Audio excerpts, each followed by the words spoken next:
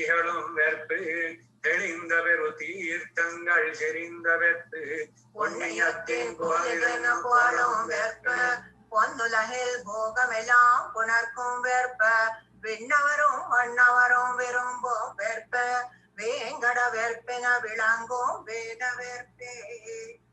कृष्णाय यादवेन्द्राय ज्ञानमुद्राय योगिने नाथाय रुक्मिणीशाय नमो वेदान्तवेदिने।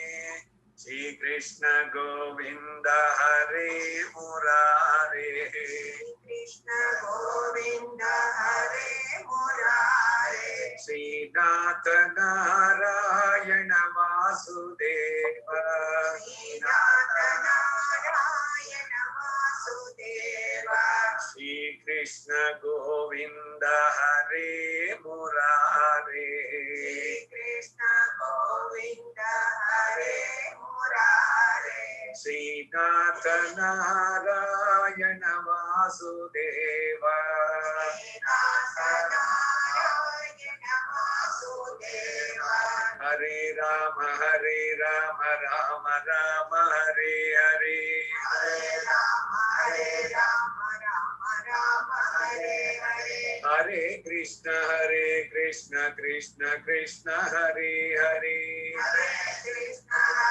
कृष्ण कृष्ण हरे हरे अष्टमयी समेता श्री कृष्णाय परब्रह्मणे नमः। कृष्णाय वासुदेवाय देवकी नंदनाय च नंदगोपकुमाराय गोविन्दाय नमो नमः। नमः पंकजनाभाय नमः पंकजमालिने नमः पंकजनेत्राय नमस्ते पंकजांग्रये। यामुनार्यसुधाम्भोरिम् अवगाख्य यथामति आदाय भक्ति योगाख्यं रत्नं सन्दर्शयाम्यहम्। यत्पदाम्बोरुहध्यान विध्वस्ता शेषकल्मषः वस्तुतामुपयातोऽहम् यामुनेयं नमाम्यहम्। श्रीरङ्गं शोभते यस्य श्रीरङ्गे शोभते च यः नमोऽहं कलये तस्मै नमोऽहं कलये ततः। गोदा समेत श्रीरङ्गनाथ स्वामिने नमः। ध्यान आवाहनादि षोडशोपचार पूजा मनसा समर्पयामि। नीलातुङ्गस्तनगिरितटे सुप्तमुद्बोध्य कृष्णम् आराध्यं स्वं श्रुतिशतशिरःसिद्धमध्यापयन्ति।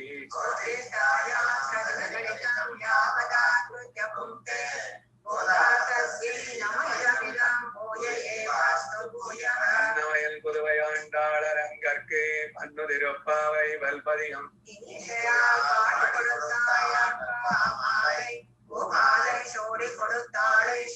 சூடி கொடுத்து சுடற்கொடியே தொல்பாவை பாடி அருளவல்ல வல்வளையார்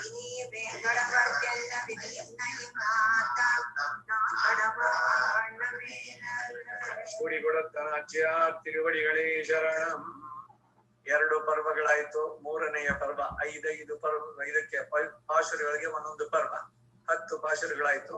11ನೇ ಪಾಶುರ கத்து கரவை கணங்கள் பல கரந்து செத்தார் திரளியச்சன்ன செருச்செய்யும் கொத்தமன் இல்லாத கோவலத்தம் பொற்குடியே பொத்தரவல்கள் புனமையிலே போதரா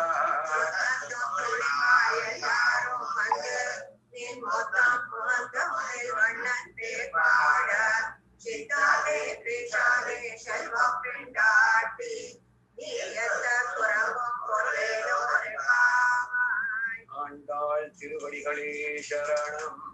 ಪ್ರತಿ ಪದಾರ್ಥ ಕತ್ತು ಕರವೈ ಕರುಗಳನ್ನು ಹಾಕಿದ ಹಸುಗಳ ಬಲಗಣங்கள் ಅನೇಕ ಸಮೂಹಗಳನ್ನ ಕರೆದು ಹಾಲು ಕರೆದು ಶತ್ರುಗಳ ತಿರಲ್ ಅವರ ಬಲವು ಅಳಿಯುವಂತೆ ನಷ್ಟವಾಗುವಂತೆ ಅಳಿಯ ಶಂಡ್ರು ದಂಡಯಾತ್ರೆ ಮಾಡಿ ಸೈನ್ಯದೊಡನೆ ಹೋಗಿ ಶೆರುಶಯ್ಯಂ ಯುದ್ಧವನ್ನ ಮಾಡುವಂತಹ ಕುತ್ತಂ ಇಲ್ಲದ ದೋಷ ಒಂದು ಇಲ್ಲದಂತಹ ಕೋವಲರ್ಥಂ ಆ ಗೋಪಾಲರ ವಂಶಕ್ಕೆ ಪೊನ್ಕೊಡಿಯೇ ಸ್ವರ್ಣಲತೆಯಂತೆ ಶ್ರೇಷ್ಠ ಗುಣಗಳುಳ್ಳವಳಾಗಿರುವಂತಹ ರಮ್ಯಳಾಗಿರುವವಳೇ ಹುತ್ತ ಹರವು ಹುತ್ತದಲ್ಲಿರುವ ಸರ್ಪದಂತೆ ಆಕಾರವುಳ್ಳ ಅಲ್ಕುಲ್ ನಿದಂಬ ಪ್ರದೇಶವುಳ್ಳ ಪೊನಮೈಲೆ ಕಾಡಿನಲ್ಲಿರುವ ನವಿಲಿನ ಗರಿಯಂತೆ ನೀಳವಾದ ಕೇಶಗಳನ್ನುಳ್ಳವಳೇ ಹೋದರಾಯ್ ನೀನು ದೊರಡು ಶುದ್ಧತ್ತು ತೋಳಿಮಾರೆಲ್ಲಾರು ಸುತ್ತಲೂ ಇದ್ದ ಬಂಧುಗಳು ಸಖೀರೋ ಎಲ್ಲರೂ ಬಂದು ನಿನ್ ಮುತ್ತಂ ಪುಹೊಂದೆ ನಿನ್ನ ಮನೆಯ ಬಾಗಿಲಿನಲ್ಲಿ ನಿಂತು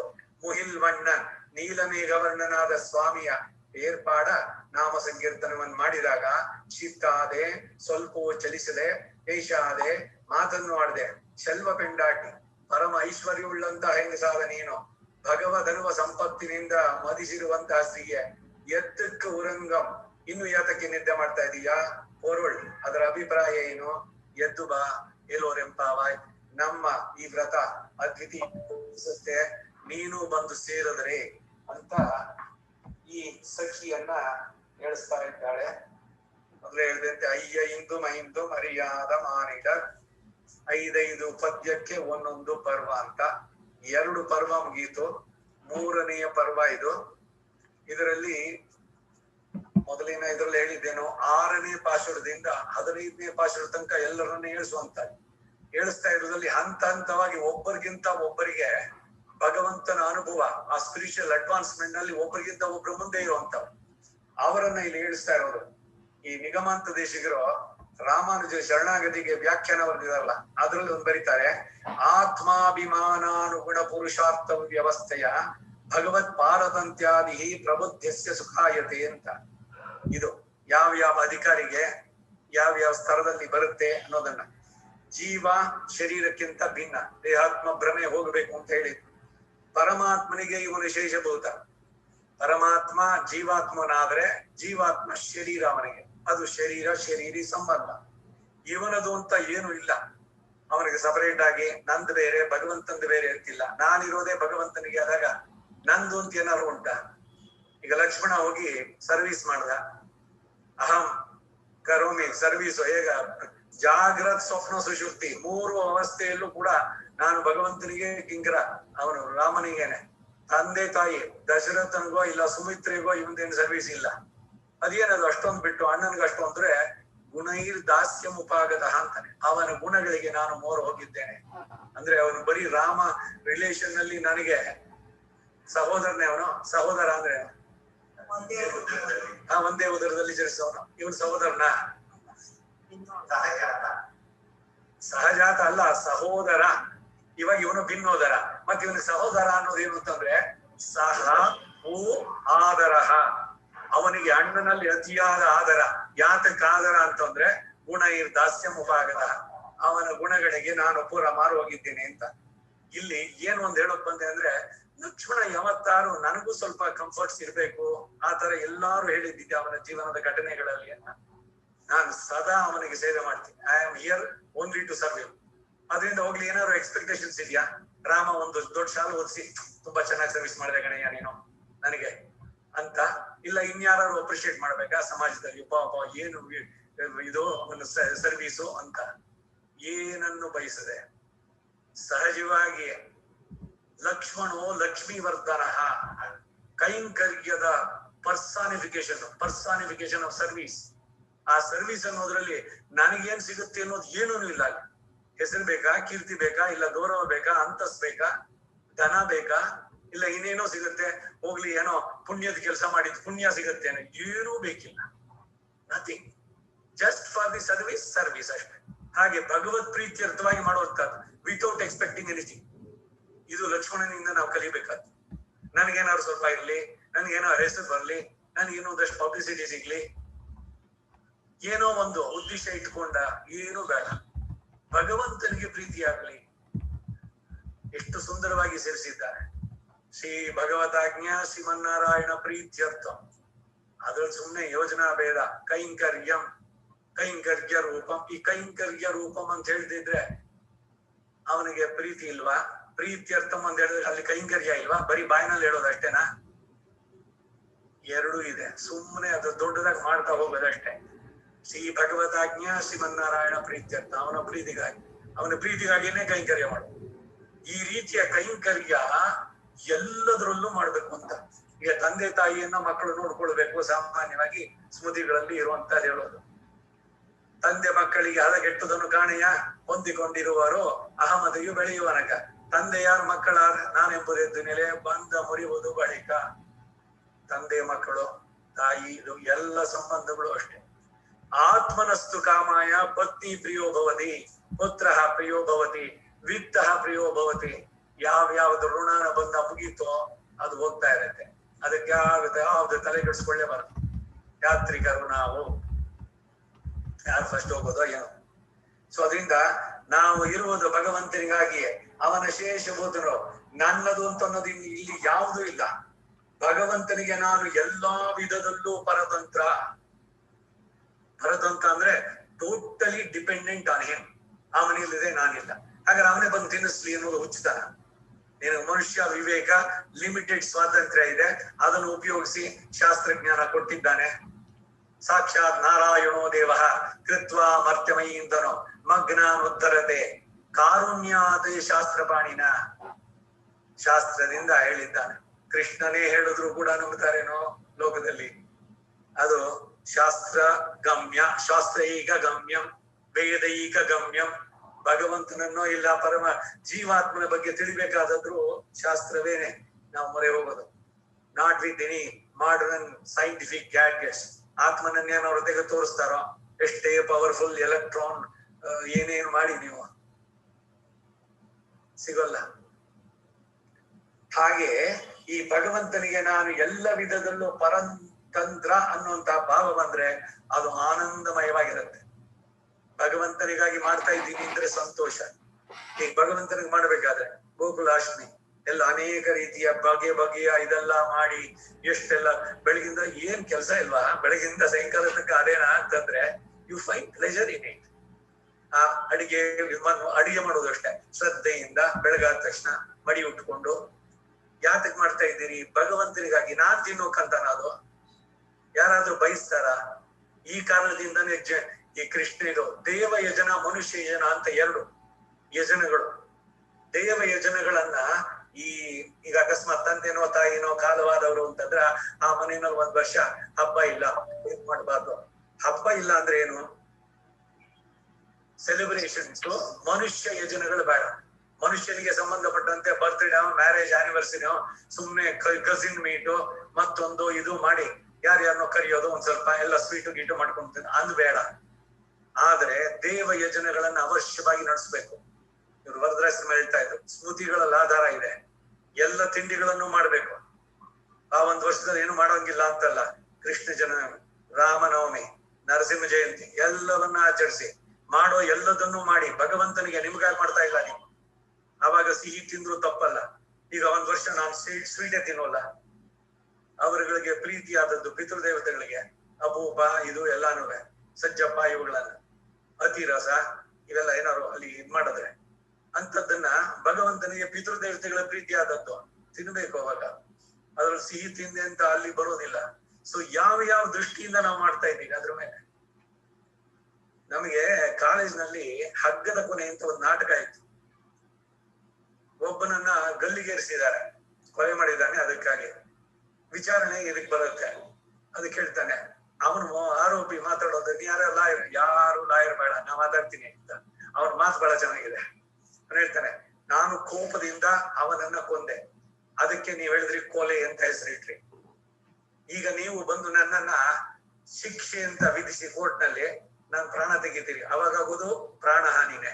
ಮತ್ತೆ ದೇಶ ಒಂದಕ್ಕೊಂದಕ್ಕೆ ಹೋರಾಡಿದಾಗ ಅವನು ವೀರ ಸ್ವರ್ಗವನ್ನ ಪಡೆದ, ಅಲ್ಲಿ ಆತ್ಮಾರ್ಪಣೆ ಅಂತೀರಿ. 3 ಸಮಯದಲ್ಲಿ ಆಗಿದ್ದೇನೋ ಲಾಸ್ ಆಫ್ ಲೈಫ್. ಒಂದೊಂದಕ್ಕೆ ಒಂದೊಂದು ಹೆಸರು ಕೊಟ್ರಿ. ಹೀಗೆ ಉದ್ದೇಶ ಮತ್ತೆ ಏನು ಇವುಗಳ ಮೇಲೆ ಕನ್ಸಿಡರ್ ಆಗುತ್ತೆ ಪ್ರತಿಯೊಂದು ಕೂಡ ಆಕ್ಷನ್ಸ್. ಯಾವ ಉದ್ದೇಶದಿಂದ ನೀವು ಮಾಡ್ತಾ ಇದ್ದೀರಿ, ಪ್ರತಿಯೊಂದು ಬರುವಂತ. ಹೀಗೆ ಒಂದೊಂದಕ್ಕೂ ಕೂಡ ಇಲ್ಲಿ ಯಾವಾಗ ಎಲ್ಲವನ್ನು ಭಗವತ್ ಪರವಾಗಿ ಮಾಡ್ತೀಯೋ ಅಲ್ಲಿ ಆನಂದಮಯವಾಗಿ ಇರುತ್ತೆ ಎಲ್ಲವೂ ಕೂಡ. ಭಗವಂತ ಆನಂದವನ್ನ ನೀಡುವಂತ ಏಷ ಕೇವಾನಂದ ಯಾತಿ, ಚೇತನರಿಗೆಲ್ಲ ಆನಂದವನ್ನು ಕೊಡೋನು. ಈ ವೇದಾಂತ ದೃಷ್ಟಿಯಲ್ಲಿ ನೋಡಿದ್ರೆ 9ನೇ ಪದ್ಯದಲ್ಲಿ ಎಬ್ಬಿಸಲ್ಪಟ್ಟಂತ ಇವಳು ಕನ್ಯೆ, ಇಲ್ಲಿ ಗೋಪಿ, ಅವಳು ಐಹಿಕ ಫಲಾಪೇಕ್ಷಣೆ, ಏನಾರು ಪ್ರಾಪಂಚಿಕವಾದದ್ದು ಬೇಕು ಅಂತ. 10ನೇ ಪದ್ಯದಲ್ಲಿ ಕರೆದವಳು ಆಮುಷ್ಪಿಕ ಫಲಾಕಾಂಕ್ಷಿಣಿ. ಇಬ್ಬರಲ್ಲಿಯೂ ಕೂಡ ಆತ್ಮನು ಶರೀರ ಭಿನ್ನ ಎನ್ನುವ ಜ್ಞಾನ ತಿಳಿದ್ರು ಕೂಡ ಭಗವತ್ ಪಾರತಂತ್ರ್ಯ ಭಾವ ಮೂಡಿ ಬಂದಿಲ್ಲ. ಈಗ ನಾನ್ ಮಾಡ್ತಾ ಇದ್ದೀನಿ, ಈ ಒಂದು ಅಭಿಮಾನದಿಂದ ಮಾಡುವಂತಹದ್ದು ಒಂದು, ಎಲ್ಲವನ್ನು ಅವನೇ ಮಾಡಿಸ್ತಾ ಇದ್ದೀನಿ ಅಂತ ಮಾಡೋದು ಬೇರೆ. ಇನ್ನೂ ಒಂದ್ ಕೆಲ್ಸ, ಏನ್ ಕರ್ಮನೋ ಇದು, ನನಗೆ ಏನ್ ಮಾಡಿದ್ನೋ ಮಾಡ್ಬೇಕು, ಮಾಡ್ತಾ ಇದ್ದಾರೆ. ದೇ ಆರ್ ನಾಟ್ ಡೂಯಿಂಗ್, ಇಲ್ಲ ಅಂತಿಲ್ಲ. ಆದ್ರೆ ಅದನ್ನೇನೆ ಇದು ಭಗವಂತನಿಗೆ ಪ್ರೀತಿಗಾಗಿ ಮಾಡ್ತಾ ಇದ್ದೀನಿ ಅಂದಾಗ ಮನಸ್ಸು ಎಷ್ಟು ಸಂತೋಷವಾಗಿರುತ್ತೆ. ಮನಸ್ಸಿನ ಸ್ಥಿತಿಯನ್ನ ಇಲ್ಲಿ ಬಹಳ ಮುಖ್ಯವಾಗಿ ಗಮನಿಸ್ಬೇಕಾದದ್ದು.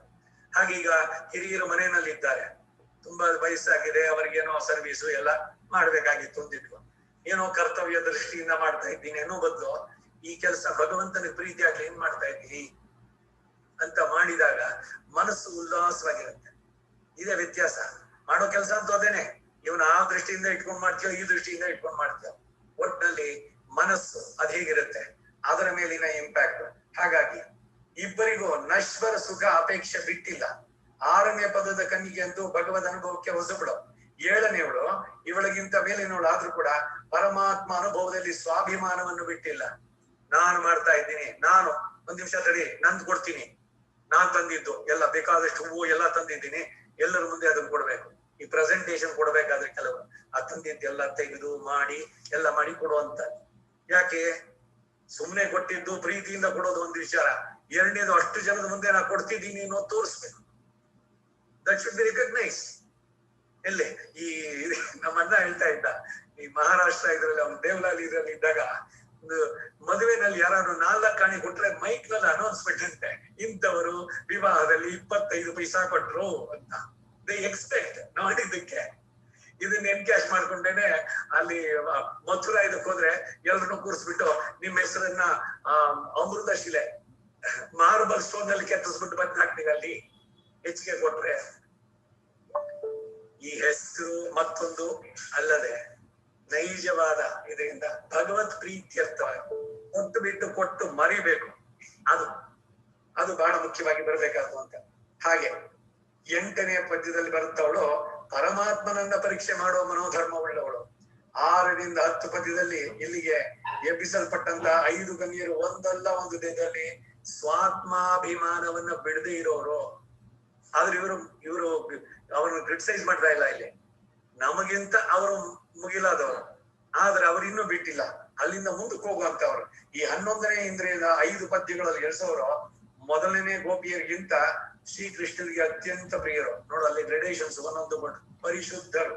ಇವರೆಲ್ಲ ಗೋದೆಯ ಮನೆಯ ಹೊರಗಿನ ಪ್ರಾಕಾರವನ್ನ ಮುಂದೆ ಬಾಗ್ಲಲ್ಲಿ ನಿಂತ್ಕೊಂಡು ಬರ್ತೀಯೇನೆ ಅಂತ ಕೇಳಿದ್ದು ಮೊದ್ಲೆಲ್ಲ. ಪೋಹಾಮಲ್ ಕಾರ್ತೆ ಉಣ್ಣೈ ಕೂವಾನ್ ಬಂದು ನಿನ್ನೋ ಅಂದ್ರು. ಇವ್ರದ್ ಹೇಗೆ ಅಂತಂದ್ರೆ ಮನೆ ಬಾಗ್ಲು ಒಳಗಡೆ ಬಂದ್ಬಿಟ್ಟು ಆಮೇಲೆ ಕರೆಯೋ. ಈಗ ಹೊರಾಂಗಣ ಇದೆ, ವೆರಾಂಡ ಅಂತ ಏನ್ ಕಳಿತೀವಿ, ಅಲ್ಲಿ ಬಂದು ಕರೀತಾ ಇದ್ದಾರೆ. ಇದು ಒಬ್ಬೊಬ್ಬರಿಗೂ ಬರುವಂತ ಕತ್ತು ಕರವೈ ಕಣಂಗಳ್ ಬಲಗರಂದು ಇದು ಸಂಗತಿ. ಶ್ರೀಕೃಷ್ಣನನ್ನು ಪಡೆಯಲು ನಾನೇ ವ್ರತ ಮಾಡಿ, ಬೇಕಾದ್ರೆ ಅವನೇ ಬರ್ಲಿ ಅನ್ನುವಂತದ್ದು ಹಾಗಿರುವಂತ ಅಭಿಪ್ರಾಯ ಮನಸ್ಸಿನಲ್ಲಿರುವಂತ ಅಧಿಕಾರಿಣಿ ಅವಳನ್ನು ಎಳಿಸ್ತಾ ಇದ್ದಾರೆ.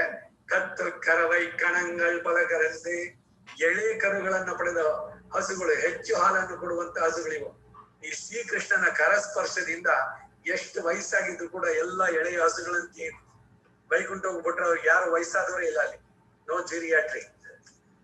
ಪ್ರತಿ ಒಬ್ಬರು ಯಂಗ್ಸ್ಟರ್ಸ್ ಏನೇ, ಅವ್ರಿಗೆ ವಯಸ್ಸೇ ಆಗಲ್ಲ. ನಿತ್ಯ ಸೂರಿಗಳು. ಇದಕ್ಕೆ ಹಸಿವು ಬಾಯಾರಿಕೆ ಇಲ್ಲ, ರೋಗ ರುಜಿನಗಳಿಲ್ಲ, ಮುಪ್ಪು ಸಾವಿಲ್ಲ. ಸುಮ್ನೆ ಒಂದ್ಸಲಿ ನೆನೆಸ್ಕೊ. ಆಹಾರ ಕ್ಷುತ್ ಪಿಪಾಸ, ಹಸಿವು ಬಾಯಾರಿಕೆ ಅನ್ನೋದು ಇಲ್ಲಿಯ ಒಂದೊಂದು ದೋಷಗಳದು ಆಕ್ಚುಲ್ ಆಗಿ. ಆಹಾರ ಅಶನಮಿಚ್ಛಂತಿ ಪ್ರತಿ ಕ್ಷಣ ಪ್ರತಿ ದಿನ. ಬೆಳಗ್ಗೆ ಆಯ್ತು ಸಂಜೆಗೇನು, ಅದ್ರಲ್ಲೂ ನಾಲಿಗೆ ಬೆಳಗ್ಗೆ ಮಾಡಿದ್ದೇನೆ ಹಾಕ್ಬೇಡ, ಸಾಯಂಕಾಲಕ್ಕೆ ಬೇರೆ ಬೇಕು. ಇದು ನಾಲಿಗೆಯ ದಾಸರ ಹಾಕ್ಬಿಟ್ರೆ ಈ ತರದೆಲ್ಲ ಅಯ್ಯೋ ನನಗ್ ಹಾಕೋಕ್ಕಾಗಲ್ಲ, ನಾನೇ ತಿನ್ನೋಕ್ಕಾಗಲ್ಲ. ಇವೆಲ್ಲ ಬಿಟ್ಟು ಭಗವತ್ ಪ್ರಸಾದ ಅಂತ ತಗೊಂಡ್ರೆ ಏನನ್ ಬೇಕಾದ್ರೂ ತಿನ್ಬೋದು.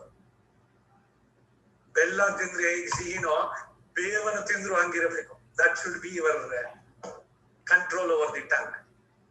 ಸುಖ ದುಃಖಗಳನ್ನ ಸಮವಾಗಿ ಬಯಸ್ಬೇಕು ಅಂತಂದ್ರೆ ಹಾಗೆ. ಇಲ್ಲಿ ಈ ಹಸುಗಳಿಗೆ ವಯಸ್ಸೇ ಆಗ್ಲಿಲ್ಲ ಅಂದ್ರು. ಯಾಕೆ? ಕೃಷ್ಣನ ಕರಸ್ಪರ್ಶ ಇದರಿಂದ ಹೆಚ್ಚು ಹಾಲು ಕೊಡ್ತಾ ಇದ್ವು ಎಲ್ಲವೂ ಕೂಡ. ಕತ್ತು ಕರವೈ, ಕರಾವು ಅಂತ ಹೇಳ್ತಾರೆ ಕನ್ನಡದಲ್ಲಿ ಪದ. ಕರವೈ ಅಂತಂದ್ರೆ ಅದು ಕರವ ಪಿಂಚನ್ ಅಂದ್ರೆ ಕಾನೂನು ಸೇರ್ದು ಮುಂದಕ್ಕೆ ಬರುವಂತದ್ರಲ್ಲಿ. ನಾವ್ ಎಂತವ್ರು ಅಂದ್ರೆ ಏನಾದ್ರು ಎಕ್ಸ್ಪೆಕ್ಟೇಷನ್ ಇಲ್ದೆ ನಾವ್ ಕೆಲಸ ಮಾಡೋಲ್ಲ. ಹಾಲು ಕರಿಯೋ ಹಸುಗಳನ್ನು ಮಾತ್ರ ಕಾಪಾಡ್ತೀವಿ ಹೊರತು ದೊಡ್ಡ ಹಸು ಅಂತ ಆಗಿದ್ ವಯಸ್ಸಾಯ್ತು ಅಂತಂದ್ರೆ ಅವನ್ನ ಕಸಾಯಿಖಾನೆ ಕಳಿಸ್ಬಿಡೋದು. ಮನುಷ್ಯ ನೀನಾರಿಗಾದೆಯೋ ಎಲೆ ಮಾನವ, ಹರಿಹರಿ ಗೋವು ನಾನು. ಒಂದೊಂದ್ರಲ್ಲೂ ಕೂಡ ಎಲ್ಲರಿಗಿಂತ ಮನುಷ್ಯ ಎಷ್ಟು ನೀಚನಾಗ್ಬಿಡ್ತಾನೆ when you compare with the other animals. ಅದನ್ನ ತೋರಿಸ್ತಾ ಇದ್ದಾರೆ ಒಂದೊಂದ್ರಲ್ಲೂ ಕೂಡ ಸುಭಾಷಿತಕಾರ ಇವರುಗಳೆಲ್ಲ ಹೇಳುವಂತದ್ದು. ಹೀಗೆ ಈಗ ದಶರಥ 60,000 ವರ್ಷ ರಾಜ್ಯಭಾರ ನಡೆಸಿದ್ದು, ಆಮೇಲೆ ಪುತ್ರಕಾಮೇಷ್ಟಿ ಯಾಗ ಮಾಡಿದ್ದು, ಆಮೇಲೆ ಇವರುಗಳ ಜನನ ಎಲ್ಲ. ಅಷ್ಟಾದ್ರೂ ಕೂಡ ಈ ಶ್ರೀರಾಮನ ದರ್ಶನ ಮಾತ್ರದಿಂದಲೇ ನಾನು ಮತ್ತೆ ಯುವಕನಾಗಿದ್ದೇನೆ, ಅವನು ಯುವಕ ಅಂತ. ಇನ್ಯಾರಿಗೂ 60 ವರ್ಷ ಆಯ್ತು. ಎಷ್ಟು ವರ್ಷ ನಿಮ್ಗೆ? ಐ ಆಮ್ 60 years ಯಂಗ್ ಅಂದು. I appreciate him. 60 years old ಅಂತ ಹೇಳ್ಬೇಡ, ಐ ಆಮ್ 60 years ಯಂಗ್. ಶರೀರಕ್ಕೆ ವಯಸ್ಸಾಗಿರ್ಬೋದು, ಮನಸ್ಸಿಗೆ ಬೇಡ. ಉತ್ಸಾಹ ಜೀವನದಲ್ಲಿ ಕಳ್ಕೋಬೇಡ. ಶರೀರ 2 ದಿವಸ ಇರುತ್ತೋ ಅವನ ಸಂಕಲ್ಪ, ಏನ್ ಪರ್ಮನೆಂಟ್ ಆಗಿರ್ತಾರೆ ಯಾರು ಇಲ್ಲ. ಆದ್ರೆ we are not ready to accept that we have to leave ಒಂದಲ್ಲ ಒಂದು ದಿವಸ ಬಿಡಬೇಕು ಅಂತ. ಆದ್ರೆ ಮನಸ್ಸಿಗೆ ಮಾತ್ರ ಯಾವತ್ತು ವರ್ಧಕ್ಕೆ ಬರಬಾರ್ದು, ಉತ್ಸಾಹದಿಂದ ಇರ್ಬೇಕು. ಹಾಗಂತಂದ್ಬಿಟ್ಟು ಏನೇನೋ ಮಾಡಕ್ ಹೋಗ್ಬೋದಾಗ, ಇವಾಗ 70-60 ವರ್ಷ ಆದ್ಮೇಲೆ ಎಲ್ಲೋ ಹೋಗ್ತೀನಿ, ಇನ್ನೇನೋ ಮಾಡ್ತೀನಿ, ಬಹಳ ಹುಷಾರಾಗಿರ್ಬೇಕು. ಶರೀರ ನಿಮ್ಮ ಮನಸ್ಸಿನ ಜೊತೆಗೆ ಸ್ಪಂದಿಸ್ಬೇಕು. ನನಗೀಗಿನ ಹಿಂದೆ ಒಂದ್ಸಲ ಇದ್ ಮಾಡಿದಾಗ ಒಬ್ರು ಡಾಕ್ಟರ್ ಬಹಳ ಸುಂದರವಾದ ಮಾತು ಹೇಳಿದ್ರು, ರೆಸ್ಪೆಕ್ಟ್ ಯುವರ್ ಏಜ್ ಅಂದ್ರು. ನಾನ್ ಬೇಗ ಹೋಗ್ತೀನಿ ಮಾಡ್ತೀನಿ ಅಂದಾಗ ಯು ರೆಸ್ಪೆಕ್ಟ್ ಯುವರ್ ಏಜ್. ಅದಕ್ಕಾಗಿ ಈಗ ಇದ್ರದ್ದು ಅಷ್ಟೇನೆ, ಹೊರಡ್ಬೇಕಾ ಕಾಮಾಗಿ ಹೊರಡು, ಯಾವ ಟೆನ್ಷನ್ ಬೇಡ. ಹೊರಡೋದು 5 ನಿಮಿಷ ಮತ್ತೆ ಹೊರಡೋದು ಕಾಮಾಗಿ, ಬೇಗ ಹೋಗ್ಬಿಡ್ತೀವಿ ಅಂತ. ಇಲ್ಲಿ ಸಿಗ್ನಲ್ ನಿಂತ್ಕೊಂಡು ಆ ಥ್ರಾಟಲ್ ಕೊಟ್ಟಿದ್ದೆ ಬಿಟ್ಟಿದ ತಕ್ಷಣ ನುಗ್ಗಬೇಕು. ಅವನಿಗೆ ಯಾರೋ ನಾನು ಅದ್ ಮುಗಿಯೋ ಅಷ್ಟರಲ್ಲಿ ನುಗ್ಬಿಡ್ತೀನಿ ಅಂತ, ಇಬ್ಬರಿಗೂ ಹೊಡಿಯಿತ್ತು ಅಲ್ಲಿಗೆ ಆಕ್ಸಿಡೆಂಟ್. ಅದರಿಂದ ಮನಸ್ಸು ಯಾವಾಗ್ಲೂ ಪ್ರಶಾಂತವಾಗಿರ್ಬೇಕು. ಇದನ್ನ ಪ್ರಾಕ್ಟೀಸ್ ಮಾಡ್ಬೇಕು ಜೀವನದಲ್ಲಿ. This is the one that we have to practice in life. ಬಾಳೋದ್ರಲ್ಲಿ ಏನು ಅಂತಂದ್ರೆ ಇದು ಸುಮ್ನೆ ಇವಾಗ ಏನೋ ಅಧ್ಯಾತ್ಮ ಕೇಳ್ಬಿಟ್ಟು ನನ್ಗೊಂದ್ ಸ್ವಲ್ಪ ಪುಣ್ಯ ಸಿಕ್ತು, ಅಲ್ಲೇನೋ ಮೋಕ್ಷದಲ್ಲಿ ಆಮೇಲೆ ಸಿಗತ್ತೆ ಅಲ್ಲ. ಇಲ್ಲೂ ಕೂಡ ಚೆನ್ನಾಗಿ ಸಂತೋಷವಾಗಿ ನೆಮ್ಮದಿಯಿಂದ ಬಾಳು. ಆ ಬಾಳ್ ಹೇಗ್ ನೆಲೆಸ್ಬೇಕು ಅನ್ನೋದನ್ನ ತುಂಬಾ ಚೆನ್ನಾಗಿ ಹೇಳಿಕೊಡ್ತಾಳೆ. ಮನಸ್ಸಿಗೆ ಕೊಡುವಂತಹ ಸಂಸ್ಕಾರಗಳೆಲ್ಲ ಇದೆ ಗೋದಾದೇವಿ. ಸೊ ಇಲ್ಲಿ ವಾತ್ಸಲ್ಯ ಇದ್ದ ಕಡೆ ದೋಷಗಳು ಗಣನೆಗೆ ಬರೋಲ್ಲ. ಸಾಮಾನ್ಯವಾಗಿ ಹಸುಗಳು ಈ ಗಂಜಲ ಸಗಣಿ ಏನಾದ್ರು ಬಿದ್ದಿದ್ರೆ ಆ ಹುಲ್ಲನ್ನು ತಿನ್ನೋಲ್ಲ, ಗೊಂತದಲ್ಲಿ ಇದ್ರಲ್ಲಿ ಮಾಡಿದ ಕೆಳಗಡೆ ಬಿದ್ದಿದ್ದು. ಆದ್ರೆ ತಾನು ಹಾಕಿದ್ದ ಕರು ಅಲ್ಲಿ ಎಷ್ಟೇ ಇದಾಗಿದ್ರು ಕೂಡ, ಅದ್ರ ಮೇಲೆ ಎಷ್ಟೇ ಗಲೀಜಿದ್ರು ಕೂಡ ತಾನು ಪ್ರೀತಿಯಿಂದ ನೆಕ್ಕತ್ತೆ. ಯಾವಾಗ ದೋಷ ಅನ್ಸೋಲ್ಲ. ಬರೀ ಗಂಜಲ ಒಂಚೂರು ಸಗಣಿ ತಗಲಿದ್ರೆ ಮೂಸಿ ನೋಡ್ಬಿಟ್ಟು ಅವು ಇದ್ ಮಾಡುತ್ತೆ ಪ್ರಾಣಿಗಳು. ಅದರಲ್ಲಿ ತಿನ್ನದೇ ಇರುವಂತ ಹುಲ್ಲನ್ನ ಇದು ತನ್ನ ಕರುವಿನ ಮೈ ಮೇಲೆ ಇರುವಂತದ್ದು ಎಲ್ಲವನ್ನು ಚೆನ್ನಾಗಿ ನೆಕ್ಕಿ ಶುದ್ಧ ಮಾಡೋದು. ಯಾಕೆ?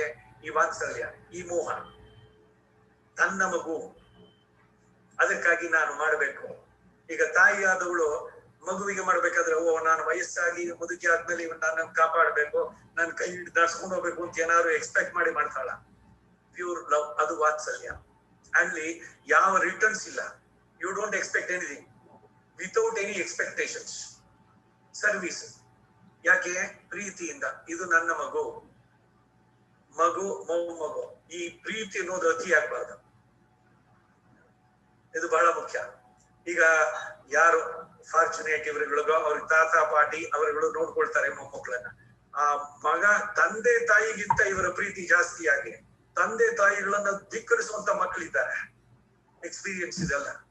ಅಜ್ಜಿ ತಂದೆಯ ತಾಯಿನೋ ಇಲ್ಲ ತಾಯಿಯ ತಾಯಿಯೋ ಇದಾದಾಗ ಎಲ್ಲೋ ಹೊರದೇಶದಿಂದ ಬರ್ತಾನೆ, ತಂದೆಗೆ ಏನೋ ಆಗಿದೆ ಬಾ ಅಂತಂದ್ರೆ ಇಲ್ಲ.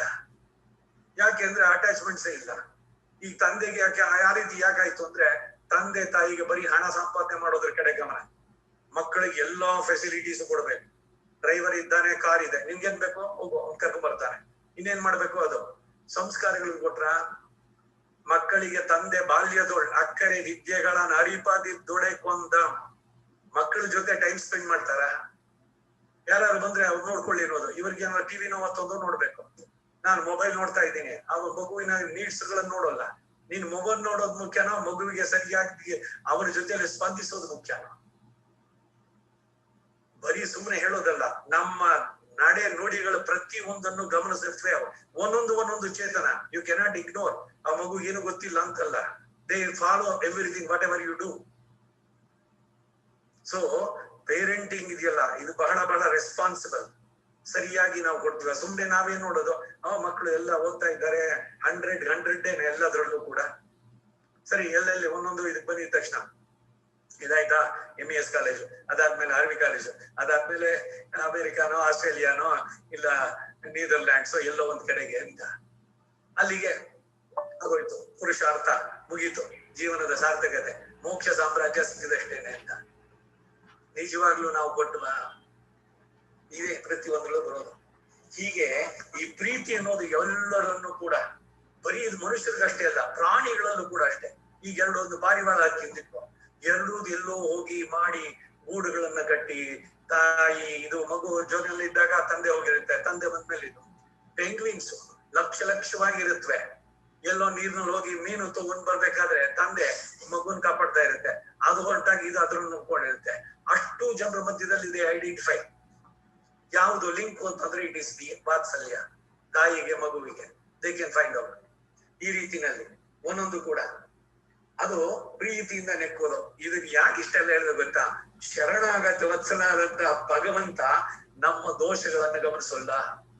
ವೆನ್ ಯು ಅಕ್ಸೆಪ್ಟ್ ಅವನ ಕಡೆ ಹೋದಾಗ ನಮ್ಮ ವೀಕ್ನೆಸ್, ನಮ್ಮ ಇದು ಅದನ್ನೆಲ್ಲ ಗಮನಿಸೋಲ್ಲ.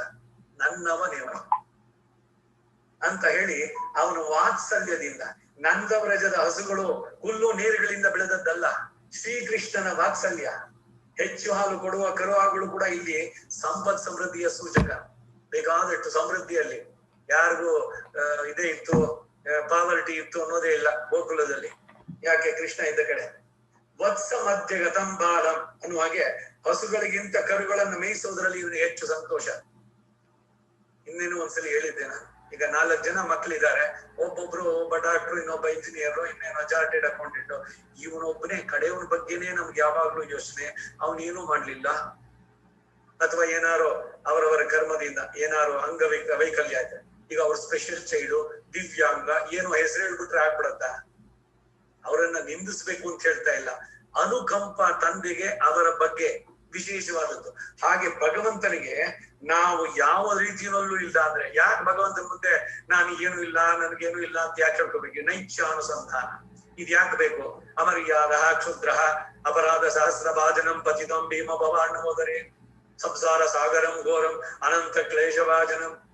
ನನಗೆ ನನ್ನನ್ನ ರಕ್ಷಣೆ ಮಾಡ್ಕೊಳ್ಳುವಂತದ್ದು ಆಗ್ತಾ ಇಲ್ಲ, ನಿನ್ನಲ್ಲಿ ನಾನು ಶರಣಾಗಿದ್ದೇನೆ.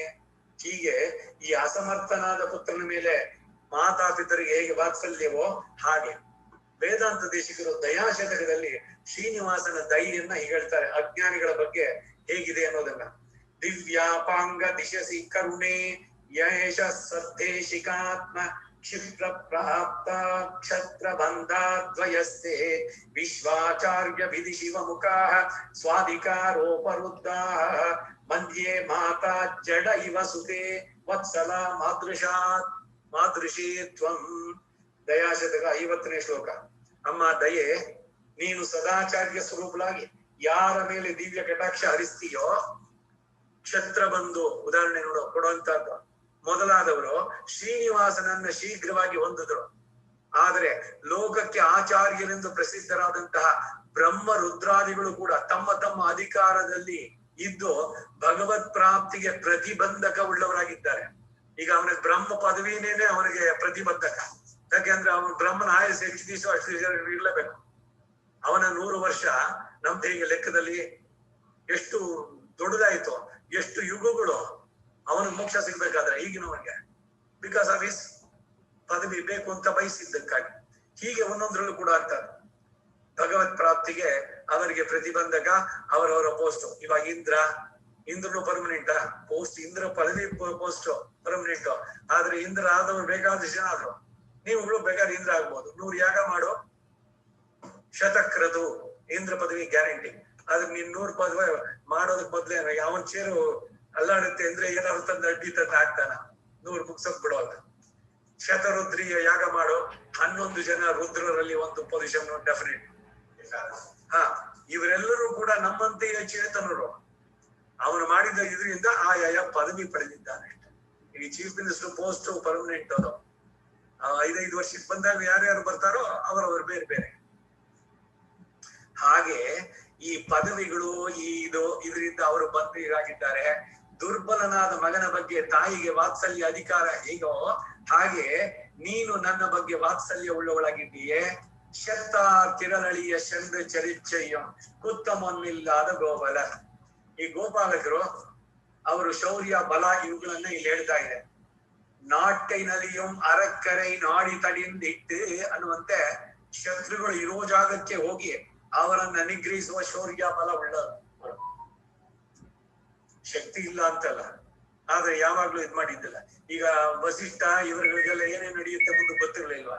ಆದ್ರೂ ಕೂಡ ಅಯ್ಯೋ ನಂಗೆ ಗೊತ್ತಿದೆ, ನಿನಗೆ ಮುಂದೆ ಸೀತೆ ಹರಣ ಆಗತ್ತೆ, ಎಲ್ಲ ಭಗವಂತನ ಸಂಕಲ್ಪದ ಇದಕ್ಕೆ ಒಂದು ಶುರು ಮುಂದೆ ಹೋಗ. ಜ್ಯೋತಿಷ್ಯ ಸರಿಯಾಗಿ ತಿಳಿದವರು ಎಲ್ಲವನ್ನು ಹೇಳೋಲ್ಲ. ಯಾವುದು ನಿಯತವಾಗಿದೆಯೋ ಭಗವಂತನಿಂದ ನಡೆಯುವಂತದ್ದು ಅದು ಆಮೇಲೆ. ಏನೋ ತುಂಬಾ ದುಃಖ ಮತ್ತೊಂದು ಏನೋ ಕ್ಲೇಶ ಅಂದಾಗ ಗ್ರಹಗಳ ಗತಿ ಇದನ್ನೆಲ್ಲ ಇದೆ. ಅದಕ್ಕೆ ಹೇಳಿದ್ದು ಗ್ರಹಗತಿಯ ತಿದ್ದುವನೆ ಜೋಯಿಸಲು ಜಾತಕರಿಗೆ ವಿಹಿತವಾಗಿರುವುದು ಎಲ್ಲ ಅದರದೆಲ್ಲ. ಯಾಕೆ ಗ್ರಹಗಳು ಆ ರೀತಿ ಬರ್ಬೇಕು? ಇವನ ಕರ್ಮ ಆಗಿದೆ. ಇವಾಗ ಶನಿನೋ ಅಥವಾ ಮಂಗಳನೋ ಮತ್ತೊಬ್ರು ಕೆಟ್ಟದ್ದನ್ನ ಯಾಕೆ ಮಾಡಬೇಕು? ಅವನಿಗೆ ನಿಮ್ಮ ಮೇಲೆ ಏನಾದ್ರು ಪರ್ಸನಲ್ ಆಗಿ ಏನಾದ್ರು ಗ್ರಡ್ಜ್ ಇದೆಯಾ? ಅವನ ಪೊಸಿಷನ್ ಅಲ್ಲಿ ಗ್ರಹಕ್ಕೆ ಏನ್ ಕೊಟ್ಟಿದಾರೋ ಆ ಇದನ್ನ ನಡೆಸುವಂತವ್.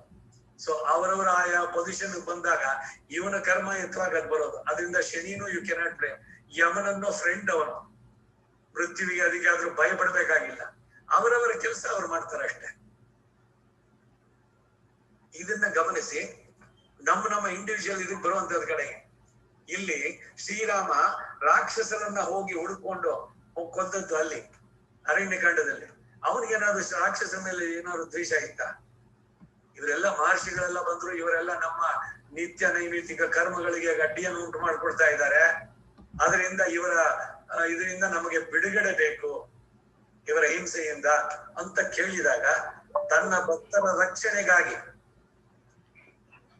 ಅವನು ರಾಕ್ಷಸರನ್ನ ಜನಸ್ಥಾನದಲ್ಲಿ 14,000 ರಕ್ಕಸರನ್ನ ಕ್ಷಣ ಮಾತ್ರದಲ್ಲಿ ತಂದೃಷ್ಟ ಶತ್ರು ಹಂತಾರ ಮಹರ್ಷೀಣ ಹಂಸುಕ ಅವಹಂ ಬಭುವರಿಷ್ಟ ವೈದೇಹಿ ಭಕ್ತಾನಂ ಪರಿಶಸ್ವಜೇ. ಅವನ ಪೌರುಷವನ್ನು ನೋಡಿ ಸೀತೆ ಬಂದು ಬಾಜಿ ಬೀದಬ್ಬಿದ್ದಾಳೆ. ಅವನ ಪಕ್ಕದಲ್ಲಿ ಲಕ್ಷ್ಮಣ ಇದ್ದ. ಇವಳು ಎಷ್ಟು ಭಾವಪೂರ್ಣವಾಗ್ಬಿಟ್ಲು ಅಂದ್ರೆ ಸಾಮಾನ್ಯವಾಗಿ ಪತಿ ಪತ್ನಿಯರದು ಅದು ಅಂತರಂಗ, ಅದು ಪಬ್ಲಿಕ್ ಆಗಿ ಯಾರಿಗೂ ತೋರಿಸ್ಬೇಕಾಗಿ ಇವನ ಆಲಿಂಗನವೋ ಚುಂಬನವೋ ಮತ್ತೊಂದು ಅವರವರದು. It is their personal. That should not be public ನಲ್ಲಿ ಮಾಡೋದು ಅಲ್ಲ. ಅದು ಸಭ್ಯತೆಯನ್ನು ಮೀರಿದ್ದಾಗತ್ತೆ.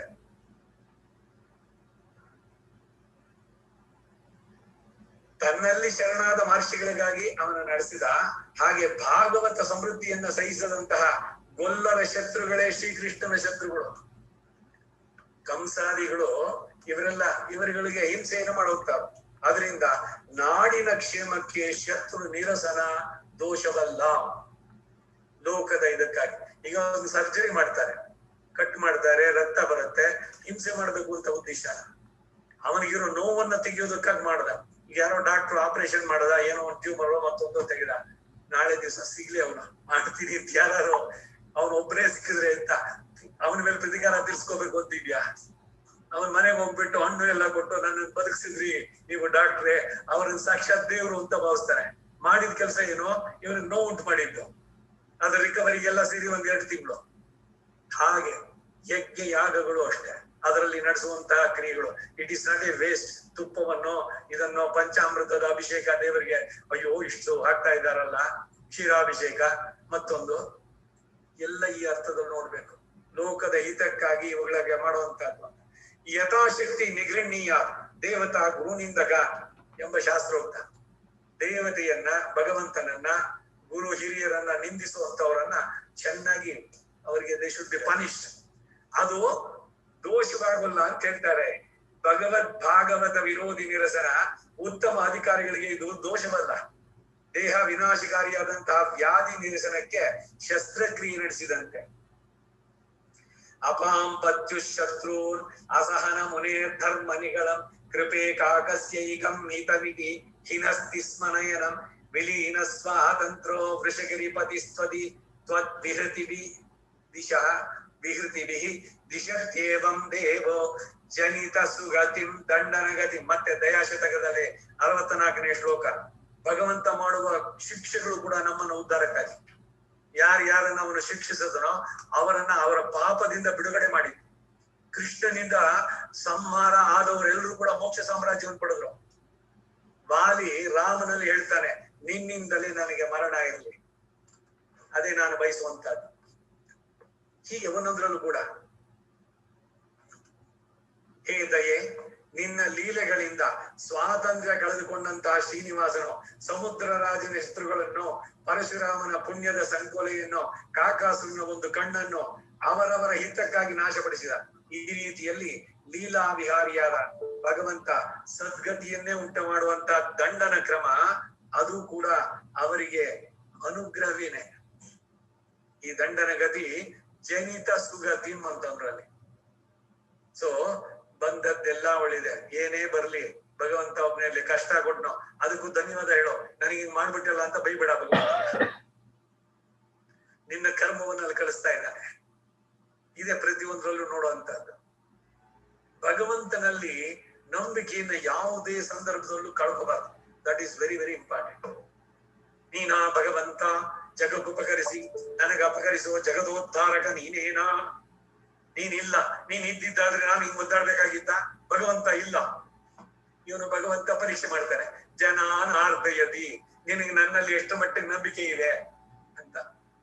ಸಟೆಯೋ ದಿಟವೋ ಪರೀಕ್ಷಿಸದೆನ್ನನು ರಾಮ ರಾಮ, ಘಟನೆಯ ಪಾಲಿಸು ಭಕ್ತರ ವೃಂದದೋಳ್ ರಾಮ ರಾಮ, ಗೋಕುಲ ಬೃಂದಾವನ ವಿಹಾರನೆ. ಭಜನೆ ಬಹಳ ಸುಂದರವಾಗಿ, ನಾನು ಸಟೆಯೋ ದಿಟವೋ, ನಾನು ಸುಳ್ಳೇನೋ, ನನ್ನಲ್ಲಿರೋ ಭಕ್ತಿ ನಿಜವೋ, ಇವೆಲ್ಲ ನೀ ಪರೀಕ್ಷೆ ಮಾಡಕ್ ಹೋಗ್ಬೇಡ. ತಿರುಮಂಗಗಳು ಬಹಳ ಚೆನ್ನಾಗಿ ಹೇಳ್ತಾರೆ, ನೀನ್ ಈ ಪರೀಕ್ಷೆ ಯಾಕೆ ಕೊಡ್ತೀಯ ನನಗೆ? I accept my defeat, I am unfit to face your test. ನಾನು ಸುಮ್ಮನೆ ಪಾಸ್ ಮಾಡ್ಬಿಡುವ. ಹೀಗೆ ಅವರ ಪರತಂತ್ರತೆ ಅವುಗಳನ್ನ ಹೇಳುವಂತದ್ದು. ನೀನ್ ಪರೀಕ್ಷೆ ಕೊಡು, ನಾನು ಅದರಲ್ಲಿ ಟೆಸ್ಟ್ ಇದಾಗಿ ಬಂದ್ರೆ ಆಮೇಲೆ ನೀನ್ ಮಾಡ್ತೀನಿ. ಇಲ್ಲ, ಪರೀಕ್ಷೆನೆ ಬೇಡ, ಇದೇ ಶರಣಾಗತಿ. ಏನು ಮಾಡದೆ, ಡೋಂಟ್ ಕನ್ಸಿಡರ್ ಎನಿಥಿಂಗ್. ನನ್ಗೇನು ಇಲ್ಲ ಕ್ವಾಲಿಫಿಕೇಶನ್, ಏನು ಕ್ವಾಲಿಫಿಕೇಶನ್ ಇಲ್ಲದೆ ಇರೋದೇ ಕ್ವಾಲಿಫಿಕೇಶನ್ ಭಗವಂತನ ಪಡೆಯೋಕೆ. ಆ ರೀತಿನಲ್ಲಿ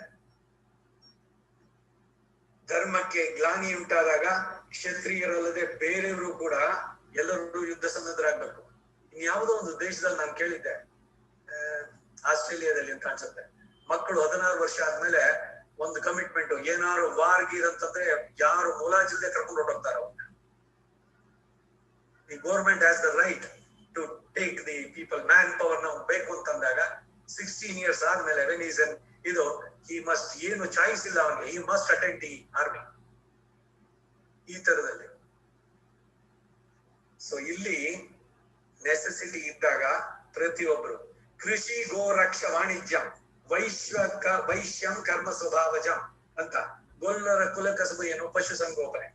ಹಸುಗಳನ್ನ ಕರ್ಕೊಂಡೋಗಿ ಮೇಯಿಸೋದು, ಬಂದ ಮೇಲೆ ಹಾಲನ್ನು ಕರೆಯೋದು, ಬೆಣ್ಣೆ ಮೊಸರು ಮಾಡಿ ಮಾರುವಂತಹದ್ದು, ಅವುಗಳೆಲ್ಲ ಶುಭ್ರವಾಗಿ ಅಲ್ಲೆಲ್ಲ ಇಟ್ಕೊಳ್ಳೋದು ಇದೆಲ್ಲ. ಆದ್ರೆ ಏನಾರು ಅವ್ರಿಗೆ ಯಾರು ಬಂದ್ರೆ ಎದುರಿಗೆ, ಕ್ಷತ್ರಿಯರಂತೆ ಅವರು ತಗೊಳ್ಬಹುದು ಶಸ್ತ್ರಗಳನ್ನ. ಕ್ಷತ್ರಿಯ ಕುಲ ಕೃತ್ಯವಾದಂತಹ ಶತ್ರುವಧೆ ಇವರಿಗೆ ದೋಷ ಆಗೋಲ್ಲ ಅವಾಗ, ಸೆಲ್ಫ್ ಪ್ರೊಟೆಕ್ಷನ್ ಆದಾಗ. ಈಗ ಆಂಜನೇಯ ಹೋಗಿ ಇದ್ ಮಾಡಿದಾಗ ರಾವಣನ ಕಡೆ ಮಗ ಅಕ್ಷಕುಮಾರ್ ನೋಡ್ಬಿಟ್ಟ ಎಲ್ಲ ಆಯ್ತಲ್ಲ. ಆಮೇಲೆ ಇಂದ್ರಜಿತ್ ಮಾಡಿದ್ದು, ಇವನ್ ಅದನ್ನು ಬೇಕಾದ್ರೆ ಬಿಡಿಸ್ಕೋಬಹುದು ಶಕ್ತಿ ಇತ್ತು ಇವನಿಗೆ. ಬ್ರಹ್ಮ ವರ ಕೊಟ್ಟಿದ್ದ ಅವನಿಗೆ, ನನ್ನ ಅಸ್ತ್ರವು ನಿನ್ಗೇನು ಮಾಡದೇ ಇರ್ಲಿ, ಆದ್ರೆ ಬ್ರಹ್ಮಾಸ್ತ್ರ ಅನ್ನೋ ಹೆಸರಿಗೆ ಮರ್ಯಾದೆಗೆ ದಯವಿಟ್ಟು ಒಂದ್ ಸ್ವಲ್ಪ ಸೌಮ್ಯವಾಗಿದ್ಬಿಡು ಅಂತ ಬಿಟ್ಟು ಹೇಳಿದ್ದು. ಇಂದ್ರಜಿತು ಬಿಟ್ಟ ಬ್ರಹ್ಮಾಸ್ತ್ರ ಅವನ್ ಸುತ್ಕೊಂಡಿತ್ತು. ಈ ರಾಕ್ಷಸರೆಲ್ಲ ಅವ್ನ್ ನಿಂತ್ಕೊಂಡಲ್ಲ, ದೊಡ್ಡದು ತಂದ್ರು, ಹಗ್ಗನೋ ಬಳ್ಳಿಗಳು ಮತ್ತೊಂದ್ರಿಂದ ಎಲ್ಲ ಕಟ್ಟಿದ್ರು. ಬ್ರಹ್ಮಾಸ್ತ್ರ ತಾನಾಗಿ ಬಿಟ್ಟೋಯ್ತು. ಇನ್ನು ಅದೆಲ್ಲ ಹಾಕೊಂಡ್ಮೇಲೆ ಯಾಕೆ ಅಂತ. ಹೀಗೆ ಶಕ್ತಿ ಇದ್ರೂ ಕೂಡ ಅದು ಯಾವಾಗ ಬೇಕು, ನೆಸೆಸಿಟಿ ಅದು ಅವಾಗ ಮಾಡುವಂಥದ್ದು. ಹೀಗೆ ಸಿದ್ಧನಿರು ಎಲ್ಲಕ್ಕೂ. ಮುಕುಂದ ಇದರಲ್ಲಿ ಮಗ್ಗುತಿ ಮನಕಾಗಲ, when occasion comes you must rise to the occasion. ಅಯ್ಯೋ ನನ್ಗಾಗ್ಲಿಲ್ವಲ್ಲ, ಇದಾಗ್ಲಿಲ್ಲ ಅಂತ. ಈ ದೃಷ್ಟಿಯಿಂದಾನೇ ದಾರ್ಶನಿಕ ಒಬ್ಬ ಬರೆದಿರೋದು, ನೀನು teach your wife to lead a life of a widow on the day of your marriage. ಮದುವೆ ದಿವಸ ವಿಧವೆಯಾದ ಹೇಗೆ ಏನು ಹಾಗಾದ್ರೆ ಏನಿದು ಕೆಟ್ಟದನ್ನ ಬಯಸೋದ ಅಂತ ಅಲ್ಲ. ಅಕಸ್ಮಾತ್ ಏನಾದ್ರು ನೀನಿಲ್ಲ ಅಂದ್ರೆ ಅವ್ಳು ಅಳ್ತಾ ಕೂತ್ಕೋಬಾರ್ದು. ಅಯ್ಯೋ ನನಗೆ ಎಲ್ಲೂ ಹೋಗೋಕ್ಕೂ ಗೊತ್ತಿರ್ಲಿಲ್ಲ, ಬ್ಯಾಂಕ್ ಹೋಗಿ ಏನ್ ಮಾಡ್ಬೇಕು ಗೊತ್ತಿಲ್ಲ, ಅಲ್ಲಿ ಹೋಗಿ ತರಕಾರಿ ತರೋದು ಕೊತ್ತಂಬರಿ ಬನ್ನಿ ಬೇಡ ನೀ ಕೂತ್ಕೊಂಡಿರು ನಾವು ತಗೊಂಡ್ಬರ್ತೀನಿ. This is not right way. But ಏನೋ ಇವಾಗ ಅವ್ನು ಯಾವ್ದೋ ಕೆಲ್ಸಕ್ಕೆ ಹೋಗಿದ್ದಾನೆ, she must be in a position to go and get it. ಒಬ್ಬೊಬ್ರು ಕೂಡ ಇಂಡಿಪೆಂಡೆಂಟ್ ಆಗಿ ದೇ ಕ್ಯಾನ್ ಲೀವ್ ಅನ್ನೋದನ್ನ, ಆ ಕರೇಜ್ ಅನ್ನ ಅವರುಗಳಿಗೆ ಉಂಟು ಮಾಡಿರ್ಬೇಕು. ಕೆಟ್ಟದನ್ನು ಬಯಸೋದು ಅಂತಲ್ಲ ಇಲ್ಲಿ. ಹಾಗೆ ಇವರೆಲ್ಲರೂ ಇದ್ರಲ್ಲಿ ಧರ್ಮಕ್ಕೆ ಗ್ಲಾನಿ ಉಂಟಾದಾಗ ಇತರ ವರ್ಣದವರು ಕೂಡ ಶಸ್ತ್ರ ಧಾರಣೆ ಮಾಡ್ಬೇಕು ಅಂತ. ಶಸ್ತ್ರಂ ದ್ವಿಜಾತಿನಿ ಧಾರ್ಯ ಧರ್ಮೋ ಯತ್ರ ಉಪರುದ್ಯತೆ ಎಂಬ ವಿಶೇಷ ಶಾಸ್ತ್ರ ಇದು. ಸ್ವೇ ಸ್ವೇ ಕರ್ಮಣ್ಯವಿರತಃ ಸಂಸಿದ್ಧಿಂ ಲಭತೆ ನರಃ ಭಗವದ್ಗೀತೆ. ಅವರವರಿಗೆ ವಿಹಿತವಾದದ್ದನ್ನ ಅವ್ರು ನಡೆಸೋದು. ಇದೆಲ್ಲ ಎಕ್ಸೆಪ್ಷನ್ಸ್, ವಿಶೇಷವಾದಂತಹ ಧರ್ಮಗಳು. ಅದು ಬಂದಾಗ ಇದ್ರಲ್ಲಿ ಏನು ಅಂದ್ರೆ ಯಾವುದು ಸಾಮಾನ್ಯ ಧರ್ಮ ಯಾವುದು ವಿಶೇಷ ಧರ್ಮ ಅದನ್ನು ತಿಳಿಬೇಕು. ಸಾಮಾನ್ಯ ಧರ್ಮ ಬೇರೆ, ವಿಶೇಷ ಧರ್ಮ ಬೇರೆ. ಸಾಮಾನ್ಯ ಧರ್ಮ ಇದಿರೋದು, ಅದಕ್ಕೆ ಎಕ್ಸೆಪ್ಷನ್ ಆಗತ್ತೆ. ಆ ಎಕ್ಸೆಪ್ಷನ್ ತಗೊಂಡು ಸಾಮಾನ್ಯಕ್ಕೆ ಮಾಡಬಾರ್ದು. ಈ ರೀತಿನಲ್ಲಿ ಒಂದೊಂದು ಶತ್ರುಗಳನ್ನ ಬಲವನ್ನ ಅಳಿಸಲು ಸಮರ್ಥರಾದ್ರೂ ಕೂಡ ಈ ಗೊಲ್ಲರು ದೋಷವಿಲ್ಲದವರು ಅಂದ್ರು. ಯಾಕೆಂದ್ರೆ ಏನು ತೋಳ್ಕಡಿಯುತ್ತಾ ಈಗ ದುಂದುವಿಗೆ ನನ್ ಜೊತೆ ಯಾರು ಯುದ್ಧ ಮಾಡ್ಬೇಕು ಅಂತ ಸಮುದ್ರರಾಜನ ಹತ್ರ ಹೋದ. ಅವನು ಹಿಮವಂತನ ಹತ್ರ ಕಳಿಸ್ದ.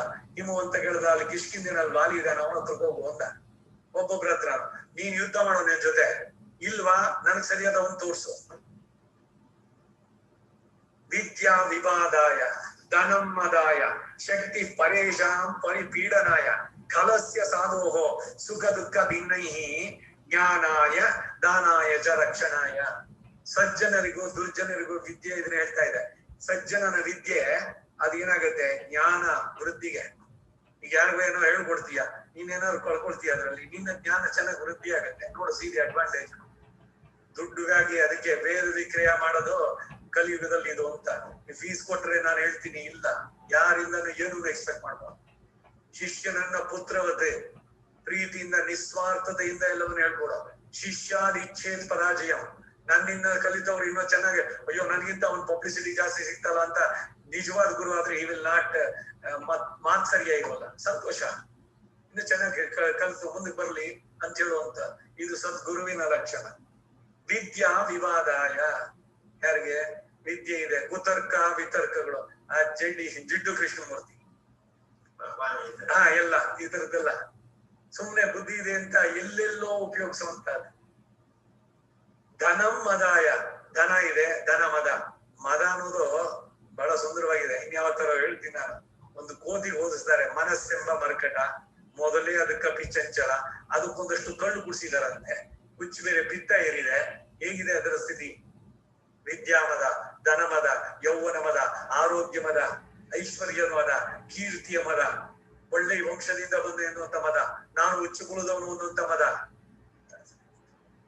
ಒಂದೊಂದು ಕೂಡ ಅವನ ಅವನತಿಗೆ ಕಾಣಬಹುದು. ಧನಮ್ಮದಾಯ,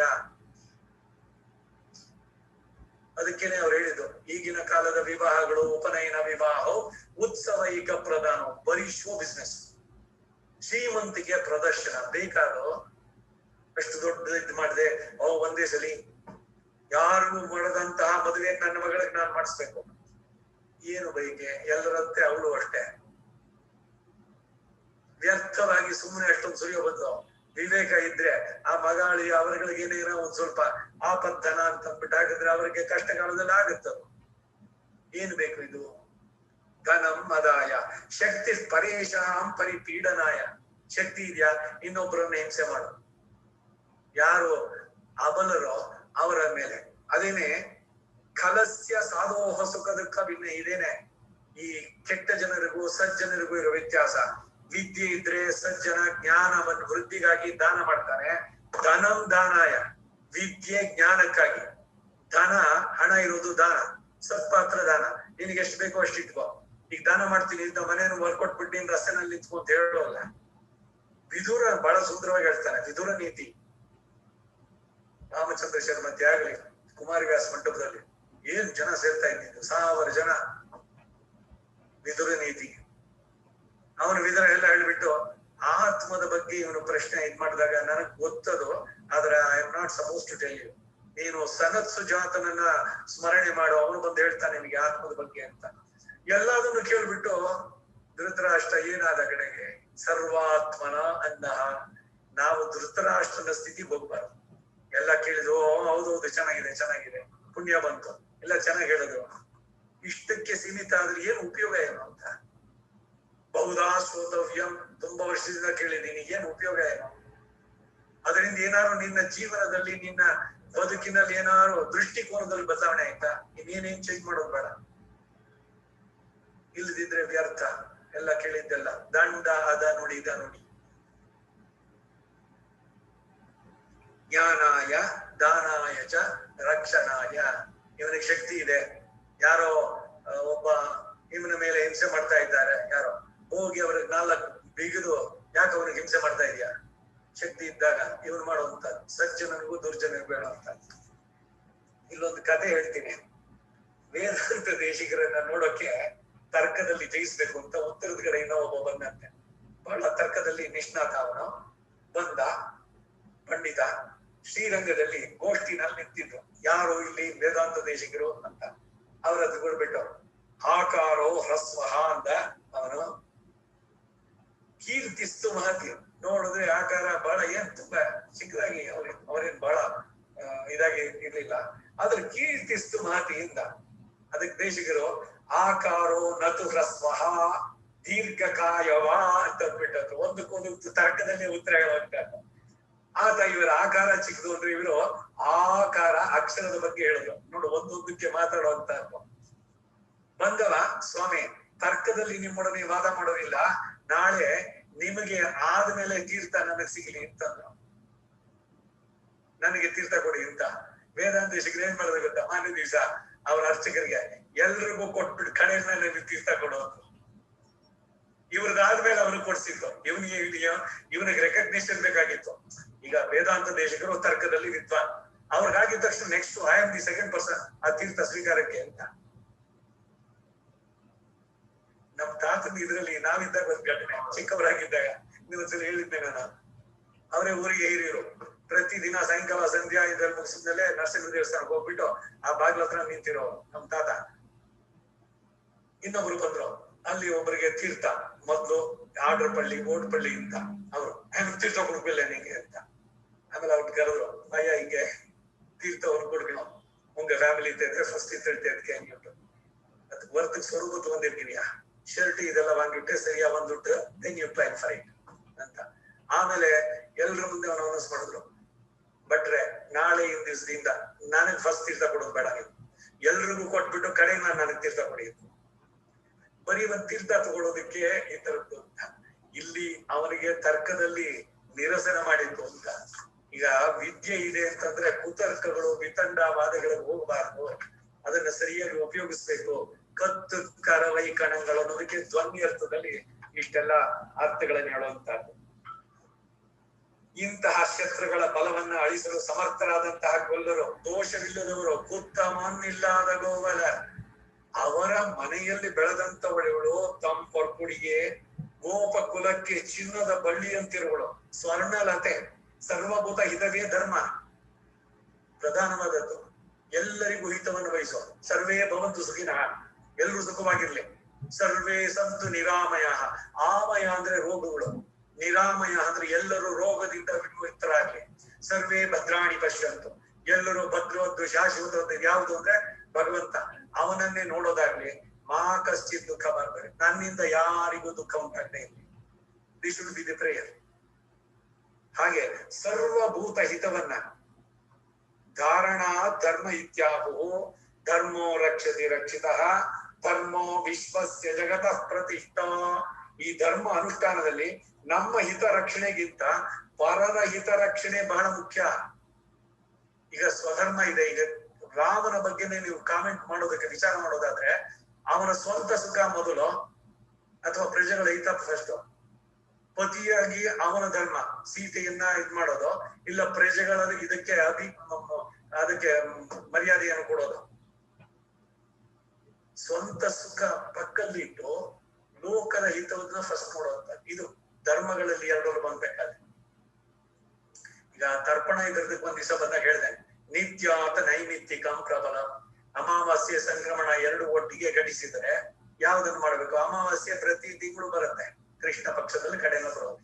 ಈ ಸಂಕ್ರಮಣ ಅದು ಅಮಾವಾಸ್ಯೆಗೆ ಬರ್ಬೋದೋ ಇಲ್ಲ, ಯಾವತ್ತು ಸೂರ್ಯ ಆ ರಾಶಿಯನ್ನು ಪ್ರವೇಶ ಮಾಡ್ತಾನೋ ಆ ಸಂಕ್ರಮಣ. ಮೇಷ ಸಂಕ್ರಮಣ, ಮಿಥುನ, ವೃಷಭ ಎಲ್ಲ ಉದ್ದಕ್ಕೂ ಹೇಳುವಂತ 12 ಸಂಕ್ರಮಣ. ಸೊ ಸಂಕ್ರಮಣದನ್ನ ಅವತ್ತು ನಡೆಸ್ಬೇಕೆ ಹೊರತು ಈ ಅಮಾವಾಸ್ಯದಲ್ಲ ಅಂತ. ಅಲ್ಲಿ ನಿತ್ಯಾತ ನೈಮಿತ್ತಿಕಂ ಪ್ರಬಲ. ಹಾಗೆ ನಮ್ಮ ಸ್ವಾರ್ಥದ ಹಿತಕ್ಕಿಂತ ಪರಹಿತ ಬಹಳ ಮುಖ್ಯವಾಗ್ಬೇಕು. ಈಗ ಮನೆಯಲ್ಲಿ ತುಂಬಾ ಜನ ಕರೆದಿದ್ದೀವಿ, ಮಾಡಿರೋದು ತುಂಬಾ ಚೆನ್ನಾಗಿದೆ, ತೆಗೆದಿಟ್ಬಿಡು ನನಗೆ ಸ್ವಲ್ಪ, ನನಗೆ ಮುಖ್ಯವಾಗಿ, ಆಮೇಲೆ ಅದರಲ್ಲಿ ಮಿಕ್ಕಿದ್ರೆ ಸರಿ, ಎಲ್ಲ ಚೂರ್ ಚೂರ್ ಬಡಿಸೋ ಪರವಾಗಿಲ್ಲ. ಇದು ಅಪಚಾರ, ಇದು ಮಾಡೋದು. ತದೀಯ ಆರಾಧನೆ. ನಿಮಗಿಲ್ದಿರ್ಕ ಪರವಾಗಿಲ್ಲ, ನಮಗೆ ಬಂದವರಿಗೆ ಮೊದಲು ಕೊಡು. ಒಂದೊಂದು ಕೂಡ ಎಷ್ಟು ಇವೆಲ್ಲ ಈ ಸ್ಮಾಲ್ ಇದು ಆಕ್ಟ್ ಇಟ್ ರಿವಾರ್ಡ್ಸ್.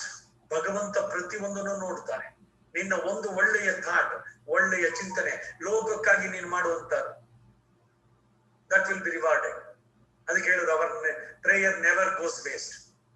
ಯೋಗ ಭ್ರಷ್ಟೋ ವಿಜಾಯತೆ. ಈ ಜನ್ಮದಲ್ಲಿ ಅವನು ಒಂದೆಷ್ಟಲ್ಲ ಯೋಗದಲ್ಲಿ ಸಿದ್ಧಿಯನ್ನ ಮಾಡೋದಕ್ಕೆ ಅವನು ಕೂಡ ಸಿದ್ಬಿಟ್ಟ ಭಗವಂತ ಅಂದ್ರೆ ಇಲ್ಲ.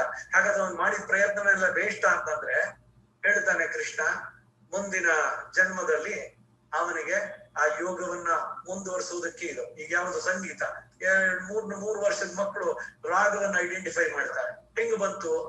ದಿಸ್ ಇಸ್ ಸಂಸ್ಕಾರ. ಹಿಂದಿನ ಜನ್ಮದಲ್ಲಿ ಮಾಡಿದ್ದು ಅದನ್ನ ಪರಿಸಿ ಮಾಡೋದಕ್ಕೆ. ಅದಕ್ಕೆ ಪ್ರತಿಯೊಬ್ಬರ ಬಾಳು ಪೂರ್ಣತೆಯ ಕಡೆಗೆ ಪ್ರಯತ್ನ. ಎಲ್ಲರೂ going towards perfection is the goal of life. ಅಪೂರ್ಣತೆಯಿಂದ ಪೂರ್ಣತೆಯ ಕಡೆಗೆ ಹೋಗಬೇಕು. ಅದರಲ್ಲಿ ಯಾವುದಕ್ಕೆ ನೀವು ಪ್ರಯಾರಿಟಿ ಕೊಡ್ತೀರಿ ಬಾಳಿನಲ್ಲಿ? ತಿನ್ನೋದಾ, ಇಲ್ಲ ಇರುವಂತಹದ್ದ ಲುಕ್ಸ್ ಬೇರೆಯವರಿಗೆ ಹೋಗ್ಬೇಕಾದ್ರೆ ಅದು ಚೆನ್ನಾಗಿ ಕಾಣಬೇಕು, ಅದಕ್ಕೆ ಹೀಗೆ ಮತ್ತೊಂದು. ಊಟ ತನ್ನಿಚ್ಛೆ, ನೋಟ ಪರವಿಚ್ಛೆ ಅಂತ ಒಂದ್ ಗಾದೆ. ಬೇರೆಯವರಿಗೆ ಮುಂದೆ, ಯಾಕೆಂದ್ರೆ ಅವ್ರು ನೋಡುವಂತ ಮೊದಲು ವೇಷ ಇದು ಬರುತ್ತೆ, ಮುಂದಕ್ಕೂ ಎಲ್ಲ ಒಂದ್ ಕಡೆ 5 ಮಕಾರಗಳು. ಮೊದಲು ನೋಡುವಂತದ್ದು ಇದು, ಆಮೇಲೆ ಅವನ ಮಾತು, ಪ್ರತಿಯೊಂದು ಬಾಯಿ ಬಿಟ್ರೆ ಬಣಿಗೇಡು ಅಂತ ಕೇಳಿದೀಯಾನೆ. ಒಳ್ಳೆ ಎಲ್ಲ ಹಾಕೊಂಡ್ಬಿಟ್ಟು ಆಮೇಲೆ ಬಂದ್ಬಿಟ್ಟು, sir if you don't mind ನನಗೊಂದ್ ಸ್ವಲ್ಪ ದುಡ್ಡು ಕೊಡ್ತೀರಾ ಅಂದಿದ ತಕ್ಷಣ, ಅಯ್ಯೋ ಎಲ್ಲ ಸೂಟ್ ಗೀಟ್ ಎಲ್ಲ ಹಾಕೊಂಡು ಟೈ ಕಟ್ಕೊಂಡ್ ಬಂದಿದಾರಲ್ಲ, ಆಮೇಲೆ ನೋಡಿದ್ರೆ ಏನೋ ಕೇಳ್ತಾ ಇದಾರಲ್ಲ, ಏನ್ ಅನ್ಸುತ್ತೆ? ಮೊದಲು ನೀನ್ ನೋಡಿದಾಗ ಯಾರೋ ಸಮ್ ರೆಸ್ಪೆಕ್ಟಬಲ್ ಪರ್ಸನ್ ಇದೇ ತಾನೆ, ಹೊರಗಿನ ವೇಷಭೂಷಣಗಳನ್ನು ನೋಡಿ. ಆಮೇಲೆ ಅವರು ಬಂದ್ರೆ ಅವರ ಮಾತು, ಅವರ ರೀತಿ ಪ್ರತಿಯೊಂದರಲ್ಲೂ ಬರುವಂತ. ಕೇಯೂರಾನ ವಿಭೂಷಯಂತಿ ಪುರುಷಂ ಹಾರಾನ ಚಂದ್ರೋಜ್ವಲ ನ ಸ್ನಾನಂ ನ ವಿಲಪೇನಂ ಕುರು ನ ಕುಸುಮಂ ನಾಲಂಕೃತಾಮುದ್ಯಜ ವಾಂಗ್ಯೇಕಾಸಮಲಂಕರೋತಿ ಪುರುಷಂ ಯಾ ಸಂಸ್ಕೃತಾಧಾರ್ಯತೆ ಚೀಯಂತೆ ಖಲು ಭೂಷಣಾನಿ ಸತತಂ ವಾಗ್ಭೂಷಣಂ ಭೂಷಣಂ. ರೇಡಿಯೋದಲ್ಲಿ ಬರ್ತಾ ಇದ್ದಿದ್ದು ಹಿಂದೆ, ಸಂಸ್ಕೃತ ಇದಕ್ ಬರ್ಬೇಕಾದ್ರೆ ಬಾಯಿನಲ್ಲಿ ಸ್ಪಷ್ಟವಾಗಿ ವ್ಯಾಕರಣ ಶುದ್ಧವಾದಂತಹದ್ದು ಬಂದ್ರೆ ಅದು ನಿಜವಾದ ಭೂಷಣ.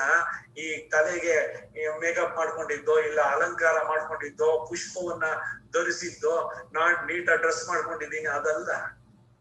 ಹಾಗೇನೆ ಒಬ್ಬ ಮನುಷ್ಯ ಹೇಗೆ ಅವನು ಬಾಳಿದ ಅನ್ನೋದು ಬರುತ್ತೆ ಹೊರತು ಅವನಿಗೆ ಎಷ್ಟ ದುಡ್ಡಿತ್ತು ಅವನ ಹತ್ರ, ಅವನು ಇದಕ್ಕೆ ಹೋಗಿ ಬಂದಿದ್ನ, ಫಾರಿನ್ ರಿಟರ್ನ್ಡ, ಇದೆಲ್ಲ ಕೊಡುವಂತಹದ್ದು.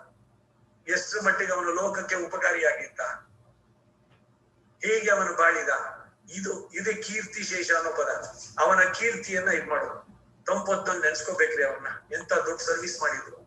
ಈಗ ರಸ್ತೆಗಳಿಗೆಲ್ಲ ಹಿಂದೆ ಎಲ್ಲ ಲಾಟಿನು ಹಚ್ಬಿಟ್ಟು ಬರುವಂತದ್ದು ಮೊದಲು, ಅದೊಂದು ಸರ್ವೀಸು. ಇಂಥದ್ದನ್ನ ನಡೆಸುವಂತದ್ದು. ಹೀಗೆ ಸ್ವಂತ ಸುಖ, ಆ ಹಿತಕ್ಕಿಂತ ಪರಹಿತ, ಅದರಲ್ಲಿ ನಿಷ್ಣಾತರಾದವರು ಅಂತಹ ಗೋಪಕುಲ. ಇದೆಲ್ಲ ಯಾಕೆ ಇಷ್ಟೆಲ್ಲ ಅಂದ್ರೆ, ಗೋಪುರ ಎಂತವ್ರು? ಬರೀ ಗೋಪಿಯರು ನಾವು ಸಾಮಾನ್ಯವಾಗಿ ಕೇಳಿದ್ವಿ, 5 ಲಕ್ಷ ಗೋಪಿಯರಿದ್ರು. ಇದು ಆ ಗೋಪುರ ಎಂತವ್ರು? ಅವರ ತಂಗಿಗಳು ಸ್ವರ್ಣಲತೆ, ಪೊರ್ಕೊಡಿ ಪುತ್ತರ ವಲ್ವಲ್ ಪುನ ಮಹಿಳೆ ಪೋದರಾಯ್. ಸ್ತ್ರೀ ಸೌಂದರ್ಯ ಆತ್ಮ ದೃಷ್ಟಿಯಿಂದ ನೋಡಿ ಹಿಗ್ಗುವಂತ ವೇದಾಂತಿಗಳು. ಬರೀ ಮಾನಸಿಕವಾಗಿ ಅಲ್ಲ, ಶರೀರವೂ ಕೂಡ. ಅದಕ್ಕೆ ನಾವೆಲ್ಲ ಸ್ತ್ರೀ ಭಾವದಲ್ಲೇ ಭಗವಂತನನ್ನ ನೋಡುವಂಥದ್ದು. ಅತಿ ಮಧುರ ಭಾವ. ಭಗವಂತನ ಪೂರ್ಣವಾಗಿ ನಮ್ಮನ್ನ ನಾವು ಪೂರ್ಣವಾಗಿ ಒಪ್ಪಿಸಿಕೊಳ್ಳುವುದು ಅಂದ್ರೆ ಅತಿ ಮಧುರ ಭಾವ.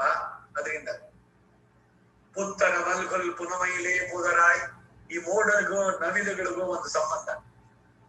ಮೋಡಗಳು ಬಂತು ಅಂದ್ರೆ ನವಿಲುಗಳಿಗೆ ಸಂತೋಷ ಆಗ್ಬಿಡುತ್ತೆ, ನರ್ತನ ಮಾಡುತ್ತೆ. ಒಂದು ಇದು ಹೇಳ್ತಾ ಇದೆ ಶಾಲೆದು, ಗಗನದೊಡಲು ಗುಡುಗು ಸಿಡಿಲು ಗಡನು ಎಸೆದು ಬೆಳೆಸಿತು, ತಲೆಯ ಮೇಲೆ ಮಾಲೆ ಮಾಲೆಯಾಗಿ ಮಿಂಚು ಸುರಿಸಿತು, ಕಾಡಿಗೊಂದು ನವಿಲಿಗೊಂದು ಬಹಳ ಹರುಷ ಬೆಳೆಯಿತು, ಮಳೆಯ ಕಾಲ ಬಂತು ಬಲ ಎಂದು ರಾಗ ಎಳೆಯಿತು, ಚಾಚಿ ಎದೆಯ ತಲೆಯ ತುದಿಯ ಜುಟ್ಟ ನೆಗರಿ ಕುಣಿಸಿತು, ಕಾಲ ನೂಕಿ ತಾಳ ಹಾಕಿ ಒಂದು ಎರಡು ಎಣಿಸಿತು, ಗರಿಯ ಬಿಚ್ಚಿ ದನಿಯ ಹೆಚ್ಚಿ ಸುತ್ತ ಕುಣಿದು ಮೆರೆಯಿತು, ಅದನ್ನು ಕಂಡು ಮುಗಿಲ ಹಿಂಡು ಹಿಗ್ಗಿ ಮಳೆಯ ಕರೆಯಿತು. ಹಾಗೆ ಕೃಷ್ಣನ ನೆನಪು ನೀಲಮೇಘ, ಅವನನ್ನ ಕಂಡ್ರೆ ಇವಳು ನವಿಲಿನಂತೆ ನರ್ತನ ಮಾಡಿದಾಳಂತೆ. ಅವಳು ಪುತ್ತರ ವಲ್ಧುಲ್ ಪುನಮೈಲಿ ಪೋದರ, ಭಗವಂತನ ಹೆಸರು ಕೇಳಿದ್ರೇನೆ ನವಿಲಿನಂತೆ ಸಂತೋಷದಿಂದ ಮನಸ್ಸಿನಲ್ಲಿ ಇದಾಗಿರುವಂತ ಅಷ್ಟು ಅನುಭವ ಇವಳಿಗೆ. ಮುಗಿಲ್ವಣ್ಣ ಕಾರ್ಮೇಘವಣ್ಣ ಅವನು ಶುದ್ಧತ್ತು ತೋಳಿ ಮಾರೆಲ್ಲಾರ ಮಂದೆ ನಿನ್ ಮುತ್ತಂಪು ಅಂದು ಎಲ್ಲ ಹೊರಟಿದ್ರು. ಅವ್ರನ್ನೆಲ್ಲ ತಂದು ನಿನ್ ಮುತ್ತಂಪು ಎಂದು ನಿನ್ನ ಮನೆ ಬರಾಂಡಕ್ಕೆ ಬಂದು ಮುಹಿಲ್ವಣ್ಣನ್ ಪೇರ್ಪಾಡ ನಾವು ಕೃಷ್ಣನನ್ನ ಕೊಂಡಾಡ್ತಾ ಇದ್ರೆ ಚಿತ್ತಾದೆ ಪೇಶಾದೆ ಮಾತು ಇಲ್ಲದೆ ಅಲ್ಲವಿದೆ. ಚೆಲ್ವ ಬೆಂಡಾಟಿ ನೀನು ಆತ್ಮ ಇದನ್ನ ಇಟ್ಕೊಂಡಿರುವ ಅಲ್ಲ ಆತ್ಮೈಶ್ವರ್ಯ ಅಂದ್ರೆ ತನ್ನನ್ನ ತಾನು ಚೆನ್ನಾಗಿ ತಿಳಿದಿರುವುದು ತಾನು ಭಗವಂತನಿಗಾಗಿ ಅಂತ. ಹಾಗೆ ಅನುಭವದಲ್ಲಿರುವಂತವಳು ಪೊರುಳಿಯಲೋರೆಂಬಾವ ಐಶ್ವರ್ಯವಂತಳೆ ಆತ್ಮಗುಣವುಳ್ಳವಳೆ, ಹೀಗೆ ನೀನು ನಿದ್ರಿಸಲು ಕಾರಣ ಏನು? ನಮ್ಮೊಡನೆ ಸೇರು. ಈ ಅನುಭವ ಇದೆಯಲ್ಲ, ಏಕಹ ಸ್ವಾದುನ ವಂಚಿತ ಅಂತ. ಹಾಗೆ ಭಗವಂತನ ಕೊಂಡು ನವಿಲಿನಂತೆ ಮಾಡುವಂತವಳು ನೀನು ನಮ್ ಜೊತೆ ಇದ್ಬಿಟ್ರೆ ನಮಗ್ ಭಗವಂತನ ದರ್ಶನ ಸುಲಭವಾಗಿ ಆಗತ್ತೆ, ಅವನನ್ನ ನಾವು ಪಡೆಯೋದಕ್ಕಾಗತ್ತೆ. ಅದರಿಂದ ಏಳು.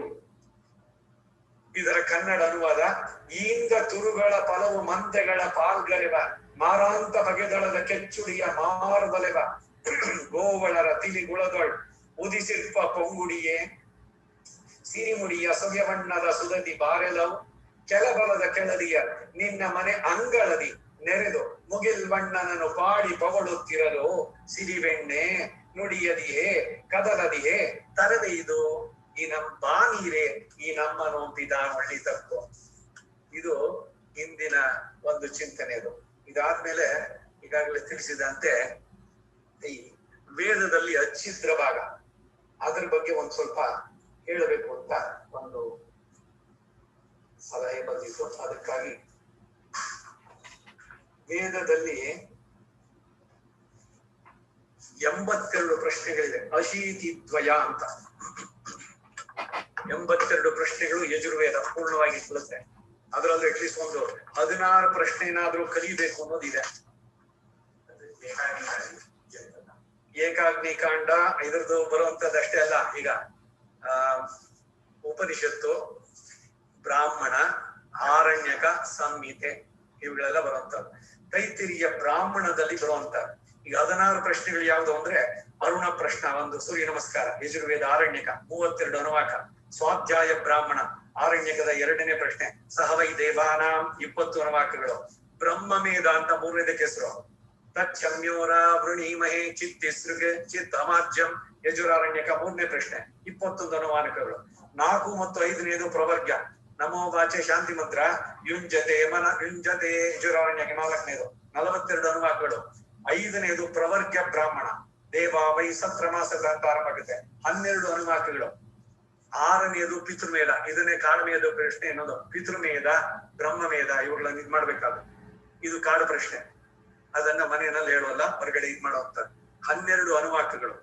ಉಪನಿಷತ್ತು ಇದಾದ್ಮೇಲೆ 7ನೇದು ತೈತರಿಯ ಉಪನಿಷತ್ತು 3 ವಲ್ಲಿಗಳು, 1ನೇ ಪ್ರಶ್ನೆ 12, 2ನೇದು 9, 3ನೇದು 16 ಅನುವಾಕ. 8ನೇದು ಉಪನಿಷತ್ತು ಮಹಾನಾರಾಯಣ, ಅದರಲ್ಲಿ ನಮ್ಮದು ದ್ರಾವಿಡ ಪಾಠ, ಆಂಧ್ರ ಪಾಠ ಅಲ್ಲ, ಅದು 48 ಅನುವಾಕಗಳು. 9ನೇದು ಮಂತ್ರ ಪ್ರಶ್ನೆ ಏಕಾಗ್ನಿಕಾಂಡ. ಈ ಏಕಾಗ್ನಿಕಾಂಡ ಏನು? ಈ ಸಂಸ್ಕಾರಗಳು, ಜಾತಕರ್ಮದಿಂದ ಶುರು ಮಾಡಿ 16 ಸಂಸ್ಕಾರಗಳು, ಜಾತಕರ್ಮ, ನಾಮಕರಣ, ಅನ್ನಪ್ರಾಶನ, ಚೌಲ, ಉಪನಯನ, ವಿವಾಹ, ಗೋದಾನ ಮಧ್ಯದಲ್ಲಿ ವಿವಾಹ, ಶಾಂತಿಗಳು, ಇವೆಲ್ಲ ಸೇರುವುದು. ಅಂತ್ಯೇಷ್ಟಿ ಕಡೆದು ಕೂಡ. ಅಂತ್ಯೇಷ್ಟಿ ಅಂದ್ರೆ ಊರ್ಧ್ವದೇಕ ಸಂಸಾರಗಳು, ಶರೀರ ಬಿಟ್ಟ ಮೇಲೆ ಮಾಡುವಂಥದ್ದು, ಅದಕ್ಕೆ ಇದನ್ನು ಅಪರ ಅಂದ್ರೆ. ಮೊದಲನೇದು ಪೂರ್ವ, ಇದು ಅಪರ. ಈ ಅಪರದ್ದು ಕೂಡ ಅಲ್ಲಿ ಬರುವಂತ. ಇನ್ನಾದ್ಮೇಲೆ 11ನೇದು ಅಚ್ಛಿದ್ರ. ಇವತ್ತು ಅದ್ರ ಬಗ್ಗೆ ಒಂದಷ್ಟು ಮಾತಾಡ್ತಾ ಇದ್ದೀವಿ. ಛಿದ್ರ ಅಂದ್ರೆ ಏನು? ಒಂದು ಬ್ರೇಕು, ಒಂದು ಅಪೂರ್ಣತೆ, ಅಲ್ಲಲ್ಲಿ ಬಿಟ್ಟು ಹೋಗಿದ್ದು, ಅದನ್ನ ಇದು ಸೇರಿಸಿಕೊಡುವಂತ. ಯಾಕೆ ಇದಕ್ಕೆ ಅಚ್ಛಿದ್ರ ಅಂತ ಹೆಸರು? ವಿಚ್ಛಿನ್ನಂ ಯಜ್ಞಂ ಸಮಿಮಂ ದಧಾತು ಅಚ್ಛಿದ್ರಂ ಯಜ್ಞಂ ಭೂರಿ ಕರ್ಮ ಕರೋದು. 67ನೇ ಪಂಚಾದಿ ತೈತಿರಿಯ ಬ್ರಾಹ್ಮಣ, ತೈತಿರಿಯ ಅಷ್ಟಕದ ಸಪ್ತಮ ಪ್ರಪಾಠಕ. ಇದ್ರಲ್ಲಿ 14 ಅನುವಾಕಗಳಿದೆ, 130 ಪಂಚಾದಿ ಇದೆ. ಪ್ರಾಯಶ್ಚಿತ್ತ ಅನ್ನೋ ಪದ ಇದೆ. ಏನು ಪ್ರಾಯಶ್ಚಿತ್ತ ಅಂದ್ರೆ, ತಪ್ಪನ್ನ ಆದರೆ ಆ ತಪ್ಪು ಆದಾಗ ಅಯ್ಯೋ ನನ್ನಿಂದ ಇಂತಹ ತಪ್ಪು ಆಯ್ತಲ್ಲ ಅಂತ ಪಶ್ಚಾತ್ತಾಪ ಪಡಬೇಕು. ಪಶ್ಚಾತ್ತಾಪ ಪಟ್ಟು ಇದಕ್ಕೇನು ಪ್ರಾಯಶ್ಚಿತ್ತ, ಏನು ಪರಿಹಾರ ಅಂತ. ರಹಸ್ಯ ತ್ರೈಸಾರದಲ್ಲಿ ಈಗ ಕೆಟ್ಟ ಕೆಲಸವನ್ನು ಮಾಡಬಾರ್ದು, ಯಾವ್ದೋ ಗೊತ್ತಿದ್ದು ಗೊತ್ತಿಲ್ಲದೇನೋ ನಡೆದೋಯ್ತು, ಅಯ್ಯೋ ಈ ತರದಾಗೋಯ್ತಲ್ಲ ಅಂತ ಅದಕ್ಕಾಗಿ ಏನೋ ಮನಸ್ಸಿನಲ್ಲಿ ಖೇದ ವಿಷಾದವನ್ನ ಮಾಡಿ ಇದನ್ನ ಸರಿ ಮಾಡ್ಕೊಳ್ಬೇಕನ್ನ, ಈ ದೋಷದಿಂದ ಪರಿಹಾರ ಆಗ್ಬೇಕು. ದಟ್ ಈಸ್ ಪ್ರಾಯಶ್ಚಿತ್ತ. ಪ್ರಾಯಶ್ಚಿತ್ತಾನಿ ಅಶೇಷಾಣಿ ತಪಃ ಕರ್ಮಾತ್ಮಕಾನಿ ವೈ ಯಾನಿ ತೇಷಾಂ ಅಶೇಷಾಣ ಶ್ರೀಕೃಷ್ಣ ಅನುಸ್ಮರಣಂ ಪರಂ. ಇದು ಎಲ್ಲದಕ್ಕಿಂತ ಶ್ರೇಷ್ಠ. ನಾಮ ಸಂಕೀರ್ತನೆ ಅನ್ನೋದು ಶ್ರೀಕೃಷ್ಣಾಯ ನಮಃ. ಅದಕ್ಕೆ ನೋಡಿ, ಯಾವುದೇ ಜಾತಕ, ಯಾವುದೇ ಸಂಸ್ಕಾರ, ಯಾವುದೇ ಹೋಮ ಮಾಡು, ಕಡೆಯಲ್ಲಿ ಅಗ್ನಿಯನ್ನ ಪ್ರಾರ್ಥನೆ ಮಾಡಿ. ಈಗ ಬ್ರಹ್ಮಚಾರಿ ಆದ್ರೆ ಎತ್ತೆ ಅಗ್ನೇ ತೇಜಸ್ತೇನ ಅಹಂ ತೇಜಸ್ವಿ ಭೂಯಾಸಂ, ಎತ್ತೆ ಅಗ್ನೇ ವರ್ಚಸ್ತೇನ ಅಹಂ ವರ್ಚಸ್ವಿ ಭೂಯಾಸಂ, ಎತ್ತೆ ಅಗ್ನೇ ಹರಸ್ತೇನ ಅಹಂ ಹರಸ್ವಿ ಭೂಯಾಸಂ, ಮಯಿ ಮೇಧಾಂ ಮಯಿ ಪ್ರಜಾಂ ಮಯಿ ಅಗ್ನಿಸ್ತೇಜೋ ದದಾತು. ಹೇ ಅಗ್ನೇ, ನನಗೆ ನಿನ್ನಲ್ಲಿರೋ ತೇಜಸ್ಸನ್ನು ಕೊಡು. ಮಯಿ ಮೇಧಾಂ ಮಯಿ ಪ್ರಜಾಂ ಮಯಿ ಅಗ್ನಿ ಏನೋ ರಾಜೋ ದದಾತು. ಒಂದೊಂದೇ ಕೇಳುದು ಅಗ್ನಿಯನ್ನ ಪ್ರಾರ್ಥನೆ ಬ್ರಹ್ಮಚಾರಿ. ಅವನ ಇದು ಮಾಡೋದು ಸವಿಧಾನ. ಬೆಳಗ್ಗೆ ಸಾಯಂಕಾಲ 2 ಹೊತ್ತು ಮಾಡ್ಬೇಕು ಅಗ್ನಿ. ಎಲ್ಲಿ 15 ಸಮಿತನ್ನ ಇಟ್ಕೊಂಡು ಬ್ರಹ್ಮಚಾರಿಗೆ ಅಗ್ನಿ ಕಾರ್ಯ. ಗೃಹಸ್ಥನಾದವನಿಗೆ ಅಕ್ಕಿಯನ್ನ ನೆನೆಸಿದ್ದು ಬೆಳಗ್ಗೆ ಸಾಯಂಕಾಲ ಉಪಾಸನೆಯನ್ನು ಮಾಡಬೇಕು. ಇದು ವಿವಿಧವಾದಂತಹದ್ದು. 3 ಅಗ್ನಿಗಳನ್ನ ಇವನು ಕಾಪಾಡಬೇಕು ಗೃಹಸ್ಥನಾದವನು. ದಕ್ಷಿಣಾಗ್ನಿ, ಆಹವನೀಯ ಅಗ್ನಿ, ಗಾರ್ಹಸ್ಪತ್ಯ ಅಗ್ನಿ ಅಂತೂ ಎಲ್ಲ ಅಗ್ನಿ ಕಾರ್ಯ. ಬ್ರಹ್ಮಚಾರಿ ಅದು. ಬ್ರಹ್ಮಚಾರಿ ಮಾಡುವಂತ ಪ್ರಾರ್ಥನೆ ಎತ್ತೆ ಅಗ್ನಿ.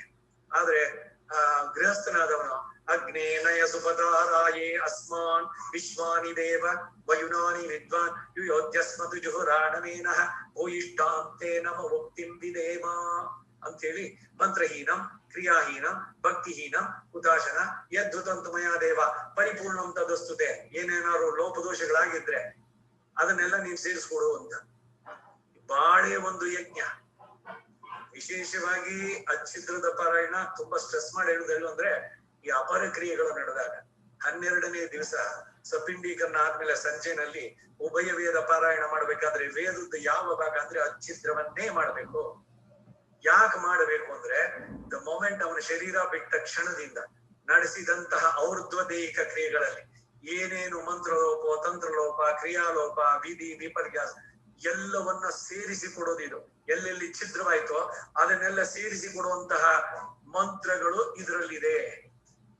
ಅಶ್ವಮೇಧ ಯಾಗ ಇವುಗಳನ್ನು ಮಾಡ್ಬೇಕಾದ್ರೆ ಅದರಲ್ಲಿರುವಂತ ಜ್ಞಾತ ಅಜ್ಞಾತ ದೋಷ ಪ್ರಾಯಶ್ಚಿತ್ತಾರ್ಥಂ ಆ ಮಂತ್ರಗಳೆಲ್ಲ ಇದೆ ಪ್ರಾಯಶ್ಚಿತ್ತನ. ಅನಾಜ್ಞಾತಂ ಯದಾ ಅಜ್ಞಾತಂ ಯಜ್ಞಸ್ಯ ಕ್ರಿಯತೆ ವಿದು ಅಗ್ನೇ ತದಸ್ಯ ಕಲ್ಪಯ ತಗೊಮ್ಮಿವೇತ್ತ ಯಥಾ ತತಗ್ಗ ಸ್ವಾಹ. ಪ್ರಾಯಶ್ಚಿತ್ತ ಹೋಮಗಳು ಇವುಗಳನ್ನು ಮಾಡ್ಬೇಕಾದ್ರೆ ಅನಾಜ್ಞಾತಾದಿ ಹೋಮ. ನನಗೆ ಗೊತ್ತಿಲ್ಲದೆ ಏನಾದ್ರು ನಡೆಸಿದ್ರೆ, ಸ್ಮೃತಿನಲ್ಲಿ ಏನ್ ಹೇಳಿತ್ತು ಆಪಸ್ತಂಬರು ಆ ರೀತಿ ನಡೆಸಿದ್ದೇನೆ. Nothing excess, nothing less. ಯದ್ವಾ ನ್ಯೂನಂ ಯದ್ ಅತಿರಿಕ್ತ ಎಲ್ಲದನ್ನು ಕೂಡ ನೀನು ಮಾಡ್ಬೇಕು. ಯದ್ವಾ ನೂನಂ ಯದ್ ಅತಿರಿಕ್ತಂ ಹೇಳೋದಲ್ಲಿ ಜ್ಞಾಪಿಸಿದ್ರು ನೋಡು. ಮನೆಯಲ್ಲಿ ಇದ್ರು ಕೂಡ ಕಿವಿ ಈ ಕಡೆಗಿದ್ರೆ ಬರೋದಕ್ಕೆ ಸಾಧ್ಯವಾಗತ್ತೆ ಅಂತ. ಯದ್ವಾ ನ್ಯೂನಂ ಯದತಿರಿಕ್ತಂ ಎಲ್ಲವನ್ನು ನೀನು ಸೇರಿಸಿಕೊಡು. ಸ್ವಿಷ್ಟ ಕೃತ್ ಹೋಮ ಅಂತ ಹೀಗೆಲ್ಲ ಮಾಡುವಂಥದ್ದು. ಹಾಗೆ ಇದು ಬಾಳಿಗೂ ಅನ್ವಯ. ಈ ಅಚ್ಛಿದ್ರವನ್ನ ಏಕಾದಶಿ ದಿವಸ ಪಾರಾಯಣವನ್ನ ಮಾಡ್ಬೇಕು. ಪ್ರತಿ ಏಕಾದಶಿನಲ್ಲಿ ಅಚ್ಛಿದ್ರ ಪಾರಾಯಣ 1 ಗಂಟೆ 25 ನಿಮಿಷ ಖಂಡಿತ ಬೇಕು. ಸಾಮಾನ್ಯ 1 hour 20 minutes. ಸುಮ್ನೆ ಬಹಳ ಫಾಸ್ಟ್ ಆಗಿ ಹೇಳೋದಲ್ಲ, ಸ್ವರ ಸಹಿತವಾಗಿ ಹೇಳೋದು. ಉಪವಾಸ, ಇದು ನಿಜವಾದ ಉಪವಾಸ. ಉಪವಾಸ ಅಂದ್ರೆ ಏನು? ಅನ್ನ ತಿಂದೇ ಇರೋದು. ಇನ್ನೊಂದು ಸಂದೇಹ, ಏಕಾದಶಿ ದಿವಸ ಅನ್ನ ತಿನ್ಬೋದಾ? ಅನ್ನದಲ್ಲಿ ಮಾಡಿದ್ದು ದೋಸೆ ಉಪ್ಪಿಟ್ಟು ಎಲ್ಲ ತಿಂದ್ರೆ ಪರವಾಗಿಲ್ವಾ? ಅನ್ನದ ರೂಪದಲ್ಲ. ಅದರಿಂದ ಏನಿದೆ ವ್ಯತ್ಯಾಸ? ಅನೇಕರು ಈ ಬಾರಿ ಹಿಂದೆ ಎಲ್ಲ ಕೇಳಿದ್ರು, ಅದಕ್ಕೆ ಉತ್ತರ ಹೇಳಿದ್ದು ಇನ್ನೊಂದ್ಸಲಿ ಮಾಡ್ತಾ ಇದ್ದೆ. ಈಗ ಅನ್ನದ್ದೇನೇನೆ ಮಾಡಿದ್ದು ಅಕ್ಕಿ ತರಿ, ಅಥವಾ ಅನ್ನವನ್ನೇ ರುಬ್ಬಿ ಮಾಡಿದ್ದು ದೋಸೆನೋ ಉಪ್ಪಿಟ್ಟು ಇಡ್ಲಿನೋ ತಿಂದಿದ್ದಕ್ಕೂ ಅನ್ನವನ್ನು ತಿಂದಿದ್ದಕ್ಕೂ ನಿನ್ನ ಶರೀರದಲ್ಲಿಯೇ ವ್ಯತ್ಯಾಸವನ್ನ ನೀವು ಗಮನಿಸಬಹುದು. ಸ್ವಾದು ಎಲ್ಲವೂ ಕೂಡ ಅನ್ನವಾಗತ್ತೆ. ಯದ್ಭುಕ್ತಂ, ಎಲ್ಲದಕ್ಕೂ ಅನ್ನ ಅಂತ ಹೇಳ್ಬೋದು. ಈಗ ಹಣ್ಣು ತಿಂತೀಯ, ಅದು ಅನ್ನ ಅನ್ನೋದು ಉದ್ದೇಶ. ಯಾವ ಶ್ಲೋಕದಲ್ಲಿ ಏನ್ ಬರುತ್ತೋ ಅದಕ್ಕೆ ಇಲ್ಲಿ ಅನ್ನ ಅನ್ನೋದು ನಿಜವಾಗಿ ಅಕ್ಕಿ ಬೆನಿಸಿ ಮಾಡಿದ್ದಂತ. ಅವತ್ತಿನ ದಿವಸ ಏಕಾದಶಿ ದಿವಸ ಅನ್ನವನ್ನ ತಿನ್ನಬಾರದು. ಎಲ್ಲಿದೆ ಇದಕ್ಕೆ ಆಧಾರ? ಸ್ಮೃತಿಗಳು ಹೇಳುತ್ತೆ, ಅನ್ನವನ್ನ ಏಕಾದಶಿ ದಿವಸ ತಿಂದ್ರೆ ಬ್ರಹ್ಮ ಹತ್ಯಾ ದೋಷ ಬರುತ್ತೆ. ಉಪವಾಸ ಅಂದ್ರೆ ಭಗವಂತನ ಚಿಂತನೆ ಹೆಚ್ಚಿಗೆ ಮಾಡೋ. ಎರಡನೇದು, ತಿನ್ನೋದ್ರಲ್ಲಿ ಕಡಿಮೆ ಆಗ್ಲಿ. ಈಗ ಈ ಎಲ್ಲ ಮೆಷಿನ್ಸ್ ಮತ್ತೊಂದು ಯಾವ್ದು ನಾವು ಇಟ್ಕೊಂಡಿದ್ದೀವೋ ಅದಕ್ಕೆಲ್ಲ ಒಂದೊಂದು ಬ್ರೇಕ್ ಕೊಡ್ತೀಯಾನೆ. ಈಗ ತುಂಬಾ ಹೀಟ್ ಆಗ್ಬಿಟ್ಟಿದೆ, ಯಾವ್ದೋ ಲೇತೋ ಮತ್ತೊಂದು ನೀವು ಇದು ಮಾಡ್ಬಿಡದ್ದು ಕೆಲ್ಸಗಳು ಇದೆಲ್ಲ ಮಾಡ್ಬೇಕಾದ್ರೆ ಅದಕ್ಕೊಂದ್ ಸ್ವಲ್ಪ ರೆಸ್ಟ್ ಕೊಡ್ಬೇಕು. ನೀನ್ ಇದ್ರದ್ದು ನೀನು ಮೊಬೈಲ್ ತಗೋ, ಹೀಟ್ ಆಗ್ಬಿಡುತ್ತೆ ಜಾಸ್ತಿ ಹೊತ್ತು ಅದನ್ನ ಇದ್ ಮಾಡಿದ್ರೆ. So give them rest. ಹಾಗೆ ನಿರಂತರವಾಗಿ ತಿನ್ನುವಂತದ್ದು ನಮ್ಮ ಡೈಜೆಸ್ಟಿವ್ ಸಿಸ್ಟಮ್, ಅದಕ್ಕೊಂದ್ ಸ್ವಲ್ಪ ರೆಸ್ಟ್ ಬೇಡವಾ? ಅದಕ್ಕಾಗಿ ಲಘುವಾಗಿರ್ಬೇಕು. ಜನರಲ್ ಆಗಿನೇನೆ ಬೆಳಗ್ಗೆ ಹೊತ್ತು ಹೆಚ್ಚಿಗೆ ಆಹಾರ ತಗೋ, ರಾತ್ರಿ ಹೊತ್ತು ಮಿತವಾದದ್ದಿರ್ಬೇಕು. ಇದು ಬರೀ ವಯಸ್ಸಾದವ್ರಿಗಲ್ಲ, ಪ್ರತಿಯೊಬ್ಬರಿಗೆ. ಯಾಕೆ ಅಂದ್ರೆ ಬೆಳಗ್ಗೆ ಓಡಾಡ್ತೀಯ, ಪಚನ ಶಕ್ತಿ ಚೆನ್ನಾಗಾಗತ್ತೆ, ಇದ್ರದ್ದು ಡೈಜೆಸ್ಟ್ ಆಗತ್ತೆ. ರಾತ್ರಿ ಹೊತ್ತು ಹೆಚ್ಚಿಗೆ ತಿಂದ್ರೆ ಸ್ಥೂಲಕಾಯ, ಶರೀರ ಬೊಜ್ಜು ಬೆಳೆಯುತ್ತೆ. ಆಹಾರ ಭಗವಂತನಿಗೆ ತಗೊಳ್ಳುವಂಥದ್ದಲ್ಲಿ. ಈಗ ಹಸುವಾದಾಗ ತಿನ್ನೋದನ್ನ ವೇದ ಹೇಳೋಲ್ಲ. ಹೇಗೆ ತಿನ್ಬೇಕು, ಎಷ್ಟು ತಿನ್ಬೇಕು, ಯಾವತ್ ತಿನ್ಬೇಕು, ಯಾವತ್ ತಿನ್ಬಾರ್ದು, ಇವೆಲ್ಲವನ್ನು ತಿಳಿಸುವಂತಹದ್ದು ಶ್ರುತಿ ಸ್ಮೃತಿಗಳು. ಇವುಗಳೆಲ್ಲ ಉಲ್ಲೇಖ ಇದೆ, ಪ್ರತಿಯೊಂದಕ್ಕೂ ಅರ್ಥ ಇದೆ. ಯಾರು ಕೆಳಗಡೆ ಕೂತ್ಕೊಳಕ್ಕಾಗುತ್ತೋ ಕೆಳಗಡೆ ಕೂತ್ಕೊಂಡು ಪೂರ್ವಾಭಿಮುಖವಾಗಿ ಪ್ರಾಣಾಹುತಿಯನ್ನ ಮಾಡಿ ಸ್ವೀಕಾರ ಮಾಡೋದು. ಪುರುಷರು, ಸ್ತ್ರೀಯರಿಗೆ ಪ್ರಾಣಾಹುತಿ ಇಲ್ವಲ್ಲ ಅಂದ್ರೆ ಭಗವಂತ ನೆನ್ಸ್ಕೊಂಡು ತಿನ್ನುವಾಗ ಭಗವಂತನ ಧ್ಯಾನ ಇರ್ಲಿ. ಗೋವಿಂದ ಅಂತ ಒಂದೊಂದು ತುತ್ತು ತಗೊಳ್ಬೇಕಾದ್ರೆ ಯಾರು ಕೂತ್ಕೊಳಕ್ ಆಗಲ್ವೋ, ಮಂಡಿ ನೋವು, ಅವರುಗಳ ಮೇಲೆ ಕೂತ್ಕೊಂಡ್ತೀನಿ. ಭೂಸ್ಪರ್ಶ ಇರುವುದು ಬಹಳ ಶ್ರೇಷ್ಠ. ತಿನ್ನುವ ಇದ್ರಲ್ಲೂ ಅಷ್ಟೇ, ಬೆಳ್ಳಿಯ ತಟ್ಟೆನಲ್ಲಿ ದೊಡ್ಡತನ ಅಲ್ಲ. ಚಿನ್ನಕ್ಕೆ ಶಕ್ತಿ ಇದ್ದು ನಿನ್ನ ಪುಣ್ಯ ಇದ್ದು ಇದ್ರೆ ಚಿನ್ನದ ತಟ್ಟೆನಲ್ಲೇ ತಿನ್ನು. ಚಿನ್ನದ ತಟ್ಟೆನಲ್ಲಿ ತಿನ್ನೋಕು ಸ್ಟೀಲ್ ತಟ್ಟೆಯಲ್ಲಿ ತಿನ್ನೋಕು ವ್ಯತ್ಯಾಸಗಳಿದೆ. ಅದನ್ನ ಬಹಳ ಸೆನ್ಸಿಟಿವ್ ಆಗಿ ನೀವು ಗಮನ ಮಾಡೋದಕ್ಕೆ ಬರೋದಾದ್ರೆ, ನೀವು ಕೆಲವರೆಲ್ಲ ಬಂದವರು ಇಲ್ಲಿ ನನ್ನ ಕ್ಲಾಸ್ ನಲ್ಲಿ ಒಳ್ಳೆ ವೈಬ್ರೇಷನ್ ಇದೆ ರೀ. ಏನ್ ವೈಬ್ರೇಷನ್? ಯಾರಿಗೋ ಇದಕ್ಕೆ ಗೊತ್ತಾಗೋದು ಅಂದ್ರೆ ಇಫ್ ಯು ಕ್ಯಾನ್ ಟ್ಯೂನ್. ಇವಾಗ ಪಾಕಿಸ್ತಾನದ ಸಿಲೋನೋ ಅಥವಾ ಕರಾಚಿನೋ ಈ ಸ್ಟೇಷನ್ಗಳು ಬರ್ತಾ ಇತ್ತು. ಏನ್ ಇಲ್ಲಿಗೂ ಡೈರೆಕ್ಟ್ ಕನೆಕ್ಷನ್ ಇದೆಯಾ? ನೀನು ಹಾಕಿದ್ದೆ ಟ್ಯೂನ್ ಮಾಡಿದಾಗ ಅದನ್ನ ಗ್ರಹಿಸುತ್ತೆ. ಹಾಗೆ ಇದು ಸೂಕ್ಷ್ಮವಾಗಿ ಗ್ರಹಿಸ್ಬೇಕಾದ್ರೆ, ಸ್ತ್ರೀಯಾದವಳಿಗೆ ಮಕ್ಕಳನ್ನ ಹೇರೋದು ಏನಿದು ಬೇಡ, ನನಗೆ ನನ್ ಫಿಗರ್ ಹೋಗ್ಬಿಡುತ್ತೆ ಅಂತಾಗ್ಲಿ, ಇಲ್ಲ ಅಡಿಗೆ ಮಾಡೋದು ನನಗ್ ಬೇಜಾರು, ಹೋಟೆಲ್ ತಂದ್ ಮಾಡೋಣ, ಈಗೇನೋ ಎಲ್ಲ ಒಂದೊಂದ್ ರಸ್ತೆಗೂ ಇರುತ್ತೆ, ಹೋದ ಅಲ್ಲಿಂದ ತಗೊಂಡ್ ಬಂದ್ಬಿಡೋದು ಮಾಡೋದು. ಇದು ಶೋಭೆ ಅಲ್ಲ. ಮನೆಯಲ್ಲಿ ಶುದ್ಧವಾಗಿ ಮಾಡ್ಕೊಂಡು ತಿನ್ನೋದು ಒಳ್ಳೇದು. ನೋಡಿ, ಈ ಕರೋನಾ ಬಂದಿದ್ರಿಂದ ಎಲ್ರಿಗೂ ದೇ ಆರ್ ಫೋರ್ಸ್ಡ್ ಹೊರಗಡೆಯಿಂದ. ತಾಮಸವಾದ ಇಂಪ್ಯಾಕ್ಟ್ ಶರೀರದ ಮೇಲೆ ಎಷ್ಟಾಗತ್ತೆ ಅಂತ. ಸೊ ಅದರಿಂದ ಅನ್ನವನ್ನ ತಿನ್ನಬಾರ್ದು. ಆದ್ರೆ ಅನ್ನದಿಂದ ಮಾಡಿದ್ದು ಅಂದ್ರೆ ಬೇರೆ ರೂಪದಲ್ಲಿ ತರಿನೋ ಮಾವ ಮಾಡ್ಕೊಂಡು ಅದರಿಂದ ದೋಸೆನೋ ಉಪ್ಪಿಟ್ಟು ತಿಂದ್ರೆ ಅನ್ನದಿಂದ ದೋಷ ಬರೋದಿಲ್ಲ. ಇದಕ್ಕೇನಿದೆಯಾ ಆಧಾರ ಅಂದ್ರೆ ಖಂಡಿತ ಇದೆ, ಸ್ಮೃತಿಗಳಲ್ಲಿ ಇದೆ. ಅನ್ನವಾಗಿ ತಿನ್ನಬೇಡಿ ಅಂತ. ಇದಕ್ಕಿನ್ನೇನೋ ಪರ್ಯಾಯ. ಕೆಲವರು ಅದಕ್ಕೆ ಒಗ್ಗರಣೆ ಹಾಕ್ಬಿಟ್ರೆ ದೋಷ ಇಲ್ಲ, ಇಲ್ಲ ಅರಿಶಿನ ಸೇರಿಸ್ಬಿಟ್ರೆ ದೋಷ ಇಲ್ಲ ಅಂತಾರೆ. This is not correct. ಏಕಾದಿ ದಿವಸ ಅದಕ್ಕಾಗಿ ಅವರು ಅನ್ವಯ ತಿಂತಾ ಇರಲ್ಲ ಅಂತ ಕೆಲವರು ವ್ಯಾಖ್ಯಾನ ಉಪನಿಷತ್ ಇದ್ರಲ್ಲಿ ಉಪನ್ಯಾಸಗಳಲ್ಲಿ ಹೇಳ್ತಾರೆ. It is wrong. ಸ್ಮೃತಿಗಳಿಗೆ ನೀವು ಆಪಸ್ತಂಭ ಸೂತ್ರವನ್ನ ಪ್ರಧಾನವಾಗಿ ತಗೊಳ್ಳೋದಾದ್ರೆ, ಯಜುರ್ವೇದ ಆಪಸ್ತಂಭ ನಮಗೆ ಅದರಲ್ಲಿ ಹೇಳೋದು ಏನು ಅಂತಂದ್ರೆ, ಕ್ಷಾರ ಲವಣ ವರ್ಜಂ. ಪರಿಶೇಷಣ ಮಾಡ್ಬೇಕಾದ್ರೆ ಉಪ್ಪು ಖಾರದ್ದು ಇರಬಾರದು. ಮೊದಲು ಸಿಹಿ ಬೇಕಾದ್ರೆ ಇರ್ಬೋದು. ಅದಕ್ಕೇನೆ ಅನ್ನ ಬಡಿಸಿದ ಮೇಲೆ ತುಪ್ಪ ಬಡಿಸ್ಬೇಕು. ಪರಿಶೇಷಣೆ ಆದ ಮೇಲೆ ಮುಂದಿದ್ದನ್ನ ತಂದು ಬಡಿಸಿ. ಬೇಕಾದ್ರೆ ಸಿಹಿ ಸಕ್ಕರೆನೋ ಬಾಳೆಹಣ್ಣು ಮತ್ತೊಂದು ಪಂಚಾಮೃತವೋ ಇದನ್ನ ಬಡಿಸ್ಬೋದು. ಒಂದೊಂದು ವ್ಯವಸ್ಥಿತವಾಗಿದೆ, ಅದಕ್ಕೆ ಆಧಾರಗಳಿದೆ. ಅದಕ್ಕೆ ಅದರಲ್ಲಿ ಗೌರವ ಶ್ರದ್ಧೆ ಇಟ್ಟು ಇದನ್ನು ಕೇಳಿದ್ರೆ ಖಂಡಿತ ಇದೆ. ಸೊ ತಿನ್ನೋದ್ರ ಮೇಲೆ ಅದರ ಪರಿಣಾಮ. ಅದಕ್ಕಾಗಿ ಒಂದು ಸಣ್ಣದು ಒಂದು ಉದಾಹರಣೆ. ಈಗ ಒಬ್ಬ ಶ್ರೋತ್ರಿಯ ದಾರಿನಲ್ಲಿ ನಡ್ಕೊಂಡು ಹೋಗ್ತಾ ಇದ್ದ. ಸಂಜೆ ಆಯ್ತು, ಒಬ್ಬರು ಮನೆಯಲ್ಲೆಲ್ಲ ವಿಚಾರಿಸಿದ್ರು ಯಾರಿದ್ದಾರೆ ಇಲ್ಲಿ ಅಂತ. ಒಬ್ರು ಶ್ರೋತ್ರಿಯ ಮನೆಯಲ್ಲಿ ಅವನು ಹೋದ ಸಂಜೆ, ನಾಳೆ ದಿವಸ ಇಲ್ಲಿ ಒಂದ್ ದಿವಸ ತಂದು ಬಿಟ್ಟು ನಾನು ನಾಳೆ ಹೋಗ್ತೀನಿ ಅಂತ. ಅವರು ಪಾಪ ಬರೀ ಬಂದಿದ್ದಾರೆ ಶ್ರೋತ್ರಿಯರು ಅಂತ ಹೇಳಿ ಎಲ್ಲ ಮಾಡಿ ಮಾನ್ಯ ದಿವಸ ಎಲ್ಲ ಅವ್ರಿಗೆ ಆಹಾರ ಇದೆಲ್ಲ ಸಿದ್ಧ ಮಾಡು ಅದ್ ಮಾಡಿ, ಪತ್ನಿ ಆದವಳು ಬಂದಿದಾರಲ್ಲ ಅಂತ ಹೇಳಿ ಹೋಗ್ಬಿಟ್ಟು ಪಕ್ಕದ ಮನೆಯೊಂದು ಇವ್ರದು ತರಕಾರಿ ಎಲ್ಲ ಬೆಳೆದಿತ್ತಿತ್ತು. ಅವ್ರನ್ನೇನ್ ಕೇಳಲಿಲ್ಲ, ಒಂದಷ್ಟು ತರಕಾರಿ ತಗೊಂಡು ಅವ್ರ ಮನೆಯಿಂದ ತಂದು ಬಡಿಸಿದ್ದು ಎಲ್ಲ ಆಯ್ತು. ಇವರು ತುಂಬಾ ಶ್ರೋತ್ರಿಯರು ಅಂತ ಬೆಳ್ಳಿ ಲೋಟ ಇಟ್ಟು ಅವ್ರಿಗೆ ತೀರ್ಥ ಎಲ್ಲ ಮಾಡಿ ಇವರೆಲ್ಲ ಊಟ ಎಲ್ಲ ಆದ್ಮೇಲೆ ಆ ಲೋಟ ತೆಗೆದು ಬ್ಯಾಗ್ ನಲ್ಲಿ ಹಾಕೊಂಡು ಹೊರಟ್ಬಿಟ್ಟಿದ್ದಾರೆ. ಸಾಯಂಕಾಲದ ಹೊತ್ತಿಗೆ ಎಲ್ಲೋ ಇನ್ನೊಂದ್ ಕಡೆ ನದಿ ತೀರಕ್ಕೆ ಬಂದ್ರು, ಸಂಧ್ಯಾವನೆ ಮಾಡ್ಬೇಕಾದ್ರೆ ತಮ್ಮ ಜೋಳಿಗೆಗೆ ಕೈ ಹಾಕಿದ್ರೆ ಬೆಳ್ಳಿ ಲೋಟ. ಅರೆ ಈ ಬೆಳ್ಳಿ ಲೋಟ ನಾನು ಯಾಕೆ ತಗೊಂಬಂದೆ? ಇವ್ರು ಏನೋ ಮುಂದಕ್ಕೆ ಹೋಗ್ಬೇಕಾಗಿತ್ತಲ್ಲ, ಕ್ಯಾನ್ಸಲ್ ಮಾಡ್ಬಿಟ್ಟು ಮತ್ತೆ ವಾಪಸ್ ಹಿಂದಿಗೆ ಬಂದ್ರು ಇವ್ರ ಮನೆಗೆ. ಓ ಬೆಳಗ್ಗೆ ಬಂದಿದ್ರಲ್ಲ, ಏನ್ ಸಮಾಚಾರ ಅಂತ. ಏನಿಲ್ಲ, ಈ ಲೋಟ ನಿಮ್ದು ತಗೊಳ್ಳಿ, ನನಗೆ ಇವತ್ತು ನೀವು ಊಟ ಹಾಕಿದ್ರಲ್ಲ, ಎಲ್ಲಿಂದ ನೀವು ಸಂಪಾದಿಸಿದ್ರಿ ಅದ್ ಸ್ವಲ್ಪ ನನಗೆ ಬೇಕು. ಅವ್ರ ಯಜಮಾನ ಪತ್ನಿನ್ ಕರೆದ, ಏನ್ ಬಡಿಸಿದ್ದೆ ನಿನ್ನೆ ಬೆಳಗ್ಗೆ ಅವ್ರಿಗೆ, ಎಲ್ಲಿತ್ತು ತರಕಾರಿ? ಅವ್ರ ಮನೆಯಿಂದ ತಗೊಂಡ್ಬಂದೆ. ಕೇಳಿದ್ಯಾ ಅವ್ರನ್ನ? ಅವರ ಪರ್ಮಿಷನ್ ಇಲ್ಲದೆ ತಗೊಂಡ್ರೆ ಅದು ಕದ್ದಿತ್ತು. ಆ ಕದ್ದಿದ್ದ ತರಕಾರಿ ತಿಂದಿದ್ದಕ್ಕೆ ಇವನಿಗೆ ಮನಸ್ಸಿನಲ್ಲಿ ಏನ ನೋಡು, ಫುಡ್ ಅನ್ನಮಯಮ್ಮಿ ಸೌಮ್ಯಮನ ಎಷ್ಟು ಸೂಕ್ಷ್ಮ ಅನ್ನುವಂಥದ್ದು. ಇದನ್ನ ನೀವು ಗಮನಿಸೋದಾದ್ರೆ ಪ್ರಪತ್ತಿ ಮಾಡ್ಕೊಂಡ್ಬಿಟ್ರೆ ಹೋಟ್ಲಲ್ಲಿ ತಿನ್ನೋದಲ್ಲ, ಮನೆಯಲ್ಲಿ ಶುದ್ಧವಾಗಿ ಮಾಡ್ಕೊಂಡು ತಿಂದ್ರೆ ಮನಸ್ಸು ಸಮಾಧಾನವಾಗಿರುತ್ತೆ. ವೇದಾಂತ ದೇಶಕ್ಕೆ ಬರ್ದಿರೋದು ಯಾರಿಗೂ ಮಾಡೋದಕ್ಕೆ ಆಗೋಲ್ಲ ಅನ್ನೋದೆಲ್ಲ ತಪ್ಪು. ಎಷ್ಟೆಷ್ಟು ಸಾಧ್ಯವೋ ಅಷ್ಟು ಆಚರಣೆ ಮಾಡ್ಕೊಂಡ್ ಬನ್ನಿ, ಮನಸ್ಸನ್ನ ಸಂತೋಷವಾಗಿ ಶಾಂತವಾಗಿ ಇಟ್ಕೊಳ್ಳಿ. ಇವಕ್ಕೆಲ್ಲ ಬರುವಂತ ಅಗ್ನಿಂ ಪ್ರಥಮಂ ಯಜೇತ್ ಅಗ್ನಿಮುಖ ಏವ ದೇವತಾ ಆ ಪ್ರೀಣಾದಿ. ಅಗ್ನಿಮುಖದಿಂದ ದೇವತೆಗಳು ಪ್ರೀತರಾಗ್ತಾರೆ. ಇದು ಅಚ್ಚಿದ್ರದಲ್ಲಿದೆ. ಬ್ರಾಹ್ಮಣಂ ದಕ್ಷಿಣೆ ಹಸ್ತೆ ಹೋತವ್ಯಂ, ಬಲಗೈಯಿಂದನೇ ಹೋಮವನ್ನು ಮಾಡ್ಬೇಕು. ನಾನ್ ಲೆಫ್ಟ್ ಹ್ಯಾಂಡ್ ನಲ್ಲೇನೆ ಮಾಡ್ತೀನಿ ಅಂದ್ರೆ ಇಲ್ಲ. ದಕ್ಷಿಣೆ ಹಸ್ತೆ ಹೌತವ್ಯಂ. ಯಾಕೆ ಅಂದ್ರೆ ಬ್ರಾಹ್ಮಣನ ದಕ್ಷಿಣ ಕೈನಲ್ಲಿ ವೈಶ್ವಾನರ ಅಗ್ನಿ ಇದ್ದಾನೆ ಅಂತ. ಶ್ರೋತ್ರಿಯನಾದವನು. ಇವ್ರು ನಮ್ಮ ಗುರುಗಳು ಒಂದ್ ಕತೆ ಹೇಳ್ತಾ ಇದ್ರು ವರದರಾಜಸಿಂಹಲೆ. ಏನ್ ಗೊತ್ತಾ, ಒಬ್ಬರಿಗೆ ಎಳ್ಳು ಬೇಕಾಗಿತ್ತು ತಿಲ ಹೋಮ ಒಂದು ಇದಕ್ಕೆ ನಡೆಸೋದಕ್ಕೆ ಅಂತ. ಆ ಊರಿನಲ್ಲಿ ಯಾರೋ ಒಬ್ಬ ರೈತ ಬೆಳೆದಿದ್ದ ಎಳ್ಳನ್ನ. ಹೋಗಿ ಕೇಳಿದ್ರು, ಏನ್ ಸ್ವಾಮಿ ಬಂದ್ರಿ ಅಂತ. ನನಗೆ ಸ್ವಲ್ಪ ಎಳ್ಳು ಬೇಕಪ್ಪ ಹೋಮಕ್ಕೆ. ಓ ಅದ ಹೊಲದಲ್ಲಿದೆ, ರಾಶಿ ಹಾಕಿದ್ದಾನೆ, ಮಗ ಇದ್ದಾನೆ, ಹೋಗಿ ತಗೊಳ್ಳಿ ಅಂತ. ಇವ್ರು ಸೀದಾ ಹೋದ್ರು. ಹೋಗ್ಬಿಟ್ಟು ಎಳ್ಳು ಬೇಕಪ್ಪ ಅದಕ್ಕೆ, ನಿಮ್ಮ ತಂದೆನ್ ಕೇಳದೆ, ತಗೊಳ್ಳಿ ಸ್ವಾಮಿ ಅಂತ. ಎಡಗೈ ಕೈ ಹಾಕ. ಏನ್ ಸ್ವಾಮಿ ರಾಶಿ ಎಡಗೈ ಕೈ ಹಾಕೋದು ನೀವು ಅಂತಂದ.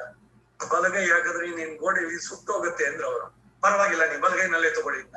ಇವ್ರು ಬಲಗೈ ಕಾದ್ರು ಎಲ್ಲ ಪಟ ಪಟ ಪಟ ಅಂತ ಸಿಡಿದು ಬಿಡ್ತು ಅಂದ್ರು. ವೈಶ್ವಾನರ ಬಲಗೈನಲ್ಲಿರುವಂತದ್ದು ಎಷ್ಟು ಸೂಕ್ಷ್ಮ ಒಂದೊಂದು ಅಂದ್ರೆ ಆಹಾರದಲ್ಲೂ ಕೂಡ ಇದೆಲ್ಲ ಬರುವಂತದ್ದು. ಅನೇಕವಾಗಿ ಇದನ್ನೆಲ್ಲ ತಿಳಿಸಿ ಸೈವ ತತಃ ಪ್ರಾಯಶ್ಚಿತ್ತಿ ಸಹ ಏವ ತತ್ ಪ್ರಾಯಶ್ಚಿತ್ತಿ. ಜೀವನದಲ್ಲಿ ಅಥವಾ ಈ ಕ್ರಿಯೆಗಳು ಔರ್ಧ್ವದೇಕ ಕ್ರಿಯೆಗಳಲ್ಲಿ ಅದೊಂದಕ್ಕೆ ಸೀಮಿತ ಅಲ್ಲ. ಅಪರ ಕ್ರಿಯೆ ಬಾಳಿನಲ್ಲಿ ನಾವು ಏನೇನ್ ತಪ್ಪು ಮಾಡ್ತೀವೋ ಅದನ್ನು ಸೇರಿಸಿಕೊಡೋದು. ಯಾರು ಅಧಿಕಾರಿಗಳೋ ಅವರು ಅಚ್ಛಿದ್ರದ ಪಾರಾಯಣವನ್ನು ಮಾಡುವಂತ. ತುಂಬಾ ಬಹಳ ಇದೆ, ಇನ್ನು ಬಹಳಷ್ಟು ಹೇಳ್ಬೋದು. ಒಂದೊಂದಿನ ಮಂತ್ರಗಳನ್ನ ತೋರಿಸಿದ್ರಲ್ಲಿ ಇರೋದಕ್ಕೆ ಇಷ್ಟಕ್ಕೆ ಆ ಚಿಂತನೆಯನ್ನ ನಿಲ್ಲಿಸ್ಕೊಳ್ಳೋಣ. ಅಚ್ಛಿದ್ರದ ಬಗ್ಗೆ ಇದು ಅಚ್ಛಿದ್ರ. ಕಣ್ಣಿನೊಂಚಿರುತ್ತಾಂಬು ಅಂತ ಯಾಕೆ ಹೆಸರೋದಕ್ಕೆ ಅಂದ್ರೆ, ಕಣ್ಣಿನೊಂಚಿರುತ್ತಾಂಬಿനാൽ ಕಟ್ಟುನ್ನ ಪಣ್ಣಿಯ ಪೆರುಮಾ ಎನ್ನಪ್ಪನೆಲ್ ಹೇಳಿತು. ತೈತಿರಿಯ ಬ್ರಾಹ್ಮಣದಲ್ಲಿ 7ನೇ ಪ್ರಪಾಠಕ ಇದು ಅಚ್ಛಿದ್ರ. 8, 9 ಅಶ್ವಮೇಧ. ಅಶ್ವಮೇಧ ಯಾಗವನ್ನ ಈ ಕಲಿಗಾಲದಲ್ಲಿ ಯಾರು ಮಾಡಬಾರದು ಅಂತಾನೆ ಇದೆ, ಸ್ಮೃತಿ ಮಾತಿದೆ. ಫಲಪೈತೃಕ ಇದು ಬೇರೆ 2 ಇದಿದೆ. ಒಂದು ಶ್ಲೋಕ ಇನ್ಯಾವತ್ತರ ಹೇಳ್ತೀನಿ, ನಾನು ಬರೆದಿಟ್ಟಿದ್ದೀನಿ ಎಲ್ಲ. ಅದರಲ್ಲಿ ಇದು ದೇವರಸ್ಯ ಸುತೋತ್ಪತ್ತಿ ಪಂಚೆ ಕಲಿಯುಗದಲ್ಲಿ ವರ್ಜ್ಯಂ ಅಂತ ಅಂದ್ಬಿಟ್ಟಾಗಿದೆ. ಅಂದ್ರೆ ಈ ಅಶ್ವಮೇಧ ಅಂದ್ರೆ ಏನು, ಕುದುರೆಯನ್ನು ಇಟ್ಟು ಮಾಡುವಂತದ್ದು. ಕುದುರೆಯ ವಪೆಯಿಂದ ಹೋಮ ಮಾಡ್ತಿದ್ರು, ಗೊತ್ತೈತೆ. ಆ ಯಾಗಗಳನ್ನ ಕಲಿಯುಗದಲ್ಲಿ ಮಾಡಬಾರದು ಅಂತಿದೆ. ಆದ್ರೆ ಈ ಮಂತ್ರದ ಪಾರಾಯಣ ಮಾಡಿದ್ರೆ ಆ ಫಲ ನಿಮ್ಗುಂಟು ಅಂತ. ಸೊ ಮೊದಲನೇದು ಅಚ್ಛಿದ್ರ, 2ನೇದು ಅಶ್ವಮೇಧ. ಇದಾದ್ಮೇಲೆ ಬರುವಂತದ್ದು ಕಾಟಕ. ಈ ಪ್ರಶ್ನೆಗಳು ಒಂದೊಂದಕ್ಕೆ ವೇದವನ್ನ ಅನುಸಂಧಾನ ಮಾಡ್ತಿರ್ಬೇಕು. ನಿರಂತರವಾಗಿ ಇರಬೇಕು.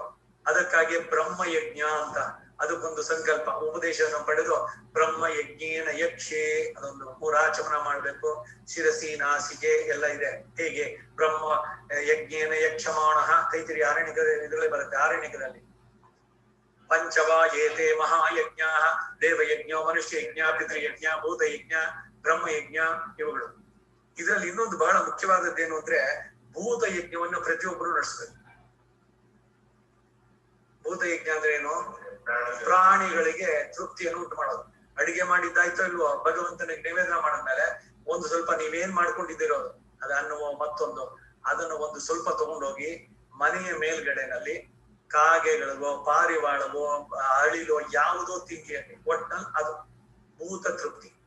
ಹಾಗೆ ನಾಯಿಗಳಿಗೊಂಚೂರು ಹಾಕ್ಬೇಕು ಅಂತಿದೆ. ನಾಯಿನ ಮನೆಯಲ್ಲಿ ಸಾಕ್ಬೇಕು ಅಂತಿಲ್ಲ. ಶ್ವಾನಗಳು ಅದಕ್ಕೊಂದ್ ಸ್ವಲ್ಪ ಹಾಕುವಂಥದ್ದು. ಒಂದು ಬಟ್ಟಲ್ಲಿ ಸ್ವಲ್ಪ ನೀರಿಡುವಂಥದ್ದು. ಇದರಿಂದ ಭಗವಂತ ಪ್ರೀತನಾಗ್ತಾನೆ. ಇದು ಹೇಳ್ತಾ ಇದೆ ಇಲ್ಲಿ ತಿರುಪಾವಿನಲ್ಲಿ ಎಲ್ಲದರಲ್ಲೂ ಭಗವಂತ ಇದ್ದಾನೆ. ವಾಸುದೇವ ವಾಸನಾತ್ ವಾಸುದೇವಸ್ಯ ಆ ರೂಪದಲ್ಲಿ ಭಗವಂತನೇ ಸ್ವೀಕಾರ ಮಾಡ್ತಾನೆ. ಇದ್ರ ಕೆಲವರಿಗೆ ತಪ್ಪು ಮಾಹಿತಿಗಳು. ಈ ತಂದೆ ಹೋದಾಗ ಮಾತ್ರ ಅವಾಗ ಒಂದು ವರ್ಷದಲ್ಲಿ ಮಾತ್ರ ಮೊಸರನ್ನ ಇಡೋದು, ಅವ್ರು ಕಾಗಿಯಾಗಿ ಬಂದು ಸ್ವೀಕಾರ ಮಾಡ್ತಾರೆ. ಅಲ್ಲ, ಭೂತ ಯಜ್ಞ ಇದು ಜನರಲ್ ಆಗಿ ಪ್ರತಿ ಒಬ್ರು ನಡೆಸುವಂತ. ಸೊ ಅಚ್ಚಿದ್ರ ಬಹಳ ಸುಂದರವಾಗಿದೆ. ಪ್ರತಿಯೊಬ್ಬರು ಕೂಡ ಪ್ರತಿ ಏಕಾದಶಿಗೆ ಅಚ್ಚಿದ್ರ ಪಾರಾಯಣ ಮಾಡಬೇಕು. ಸೊ ಅಚ್ಚಿದ್ರದ ಹಿರಿಮೆ ಹೇಳ್ತಾ ಇದ್ರಿ ಇನ್ನು ಬಹಳಷ್ಟ ಇದೆ. ಅಷ್ಟೇ ನಿಲ್ಲಿಸ್ಕೊಳ್ಳೋಣ. ಸರ್ವೇ ಭವಂತು ಸುಖಿನಃ ಸರ್ವೇ ಸಂತು ನಿರಾಮಯಾಃ ಸರ್ವೇ ಭದ್ರಾಣಿ ಪಶ್ಯಂತು ಮಾ ಕಶ್ಚಿತ್ ದುಃಖಭಾಗ್ ಭವೇತ್. ಸ್ವೋಚ್ಚಿಷ್ಟಮಾನಿಕ ಬಂಧ ಗಂಧ ಬಂಧುರಜಿಷ್ಣವೇ ವಿಷ್ಣು ಚಿತ್ತತನುಜಾಯೈ ಗೋದಾಯೈ ನಿತ್ಯಮಂಗಳಂ ಮಾತೃಷಾ ಕಿಂಚನ ತ್ರಾಣ ಬದ್ಧ ಕಂಕಣವಾಣಿಯೇ ವಿಷ್ಣು ಚಿತ್ತತನುಜಾಯೈ ಗೋದಾಯೈ ನಿತ್ಯಮಂಗಳಂ ಶ್ರೀಮತ್ಯೈ ವಿಷ್ಣು ಚಿತ್ತಾರ್ಯ ಮನೋ ನಂದನ ಹೇತವೇ ನಂದನಂದನ ಸೌಂದರ್ಯೈ ಗೋದಾಯೈ ನಿತ್ಯಮಂಗಳಂ. ಕವಿತಾರ್ಕಿಕ ಸಿಂಹಾಯ ಕಲ್ಯಾಣ ಗುಣಶಾಲಿನೇ ಶ್ರೀಮತೆ ವೆಂಕಟೇಶಾಯ ವೇದಾಂತ ಗುರವೇ ನಮಃ. ಸರ್ವಂ ಶ್ರೀ ವಾಸುದೇವಾರ್ಪಣಮಸ್ತು. ನಮಸ್ಕಾರ. ನಮಸ್ಕಾರ.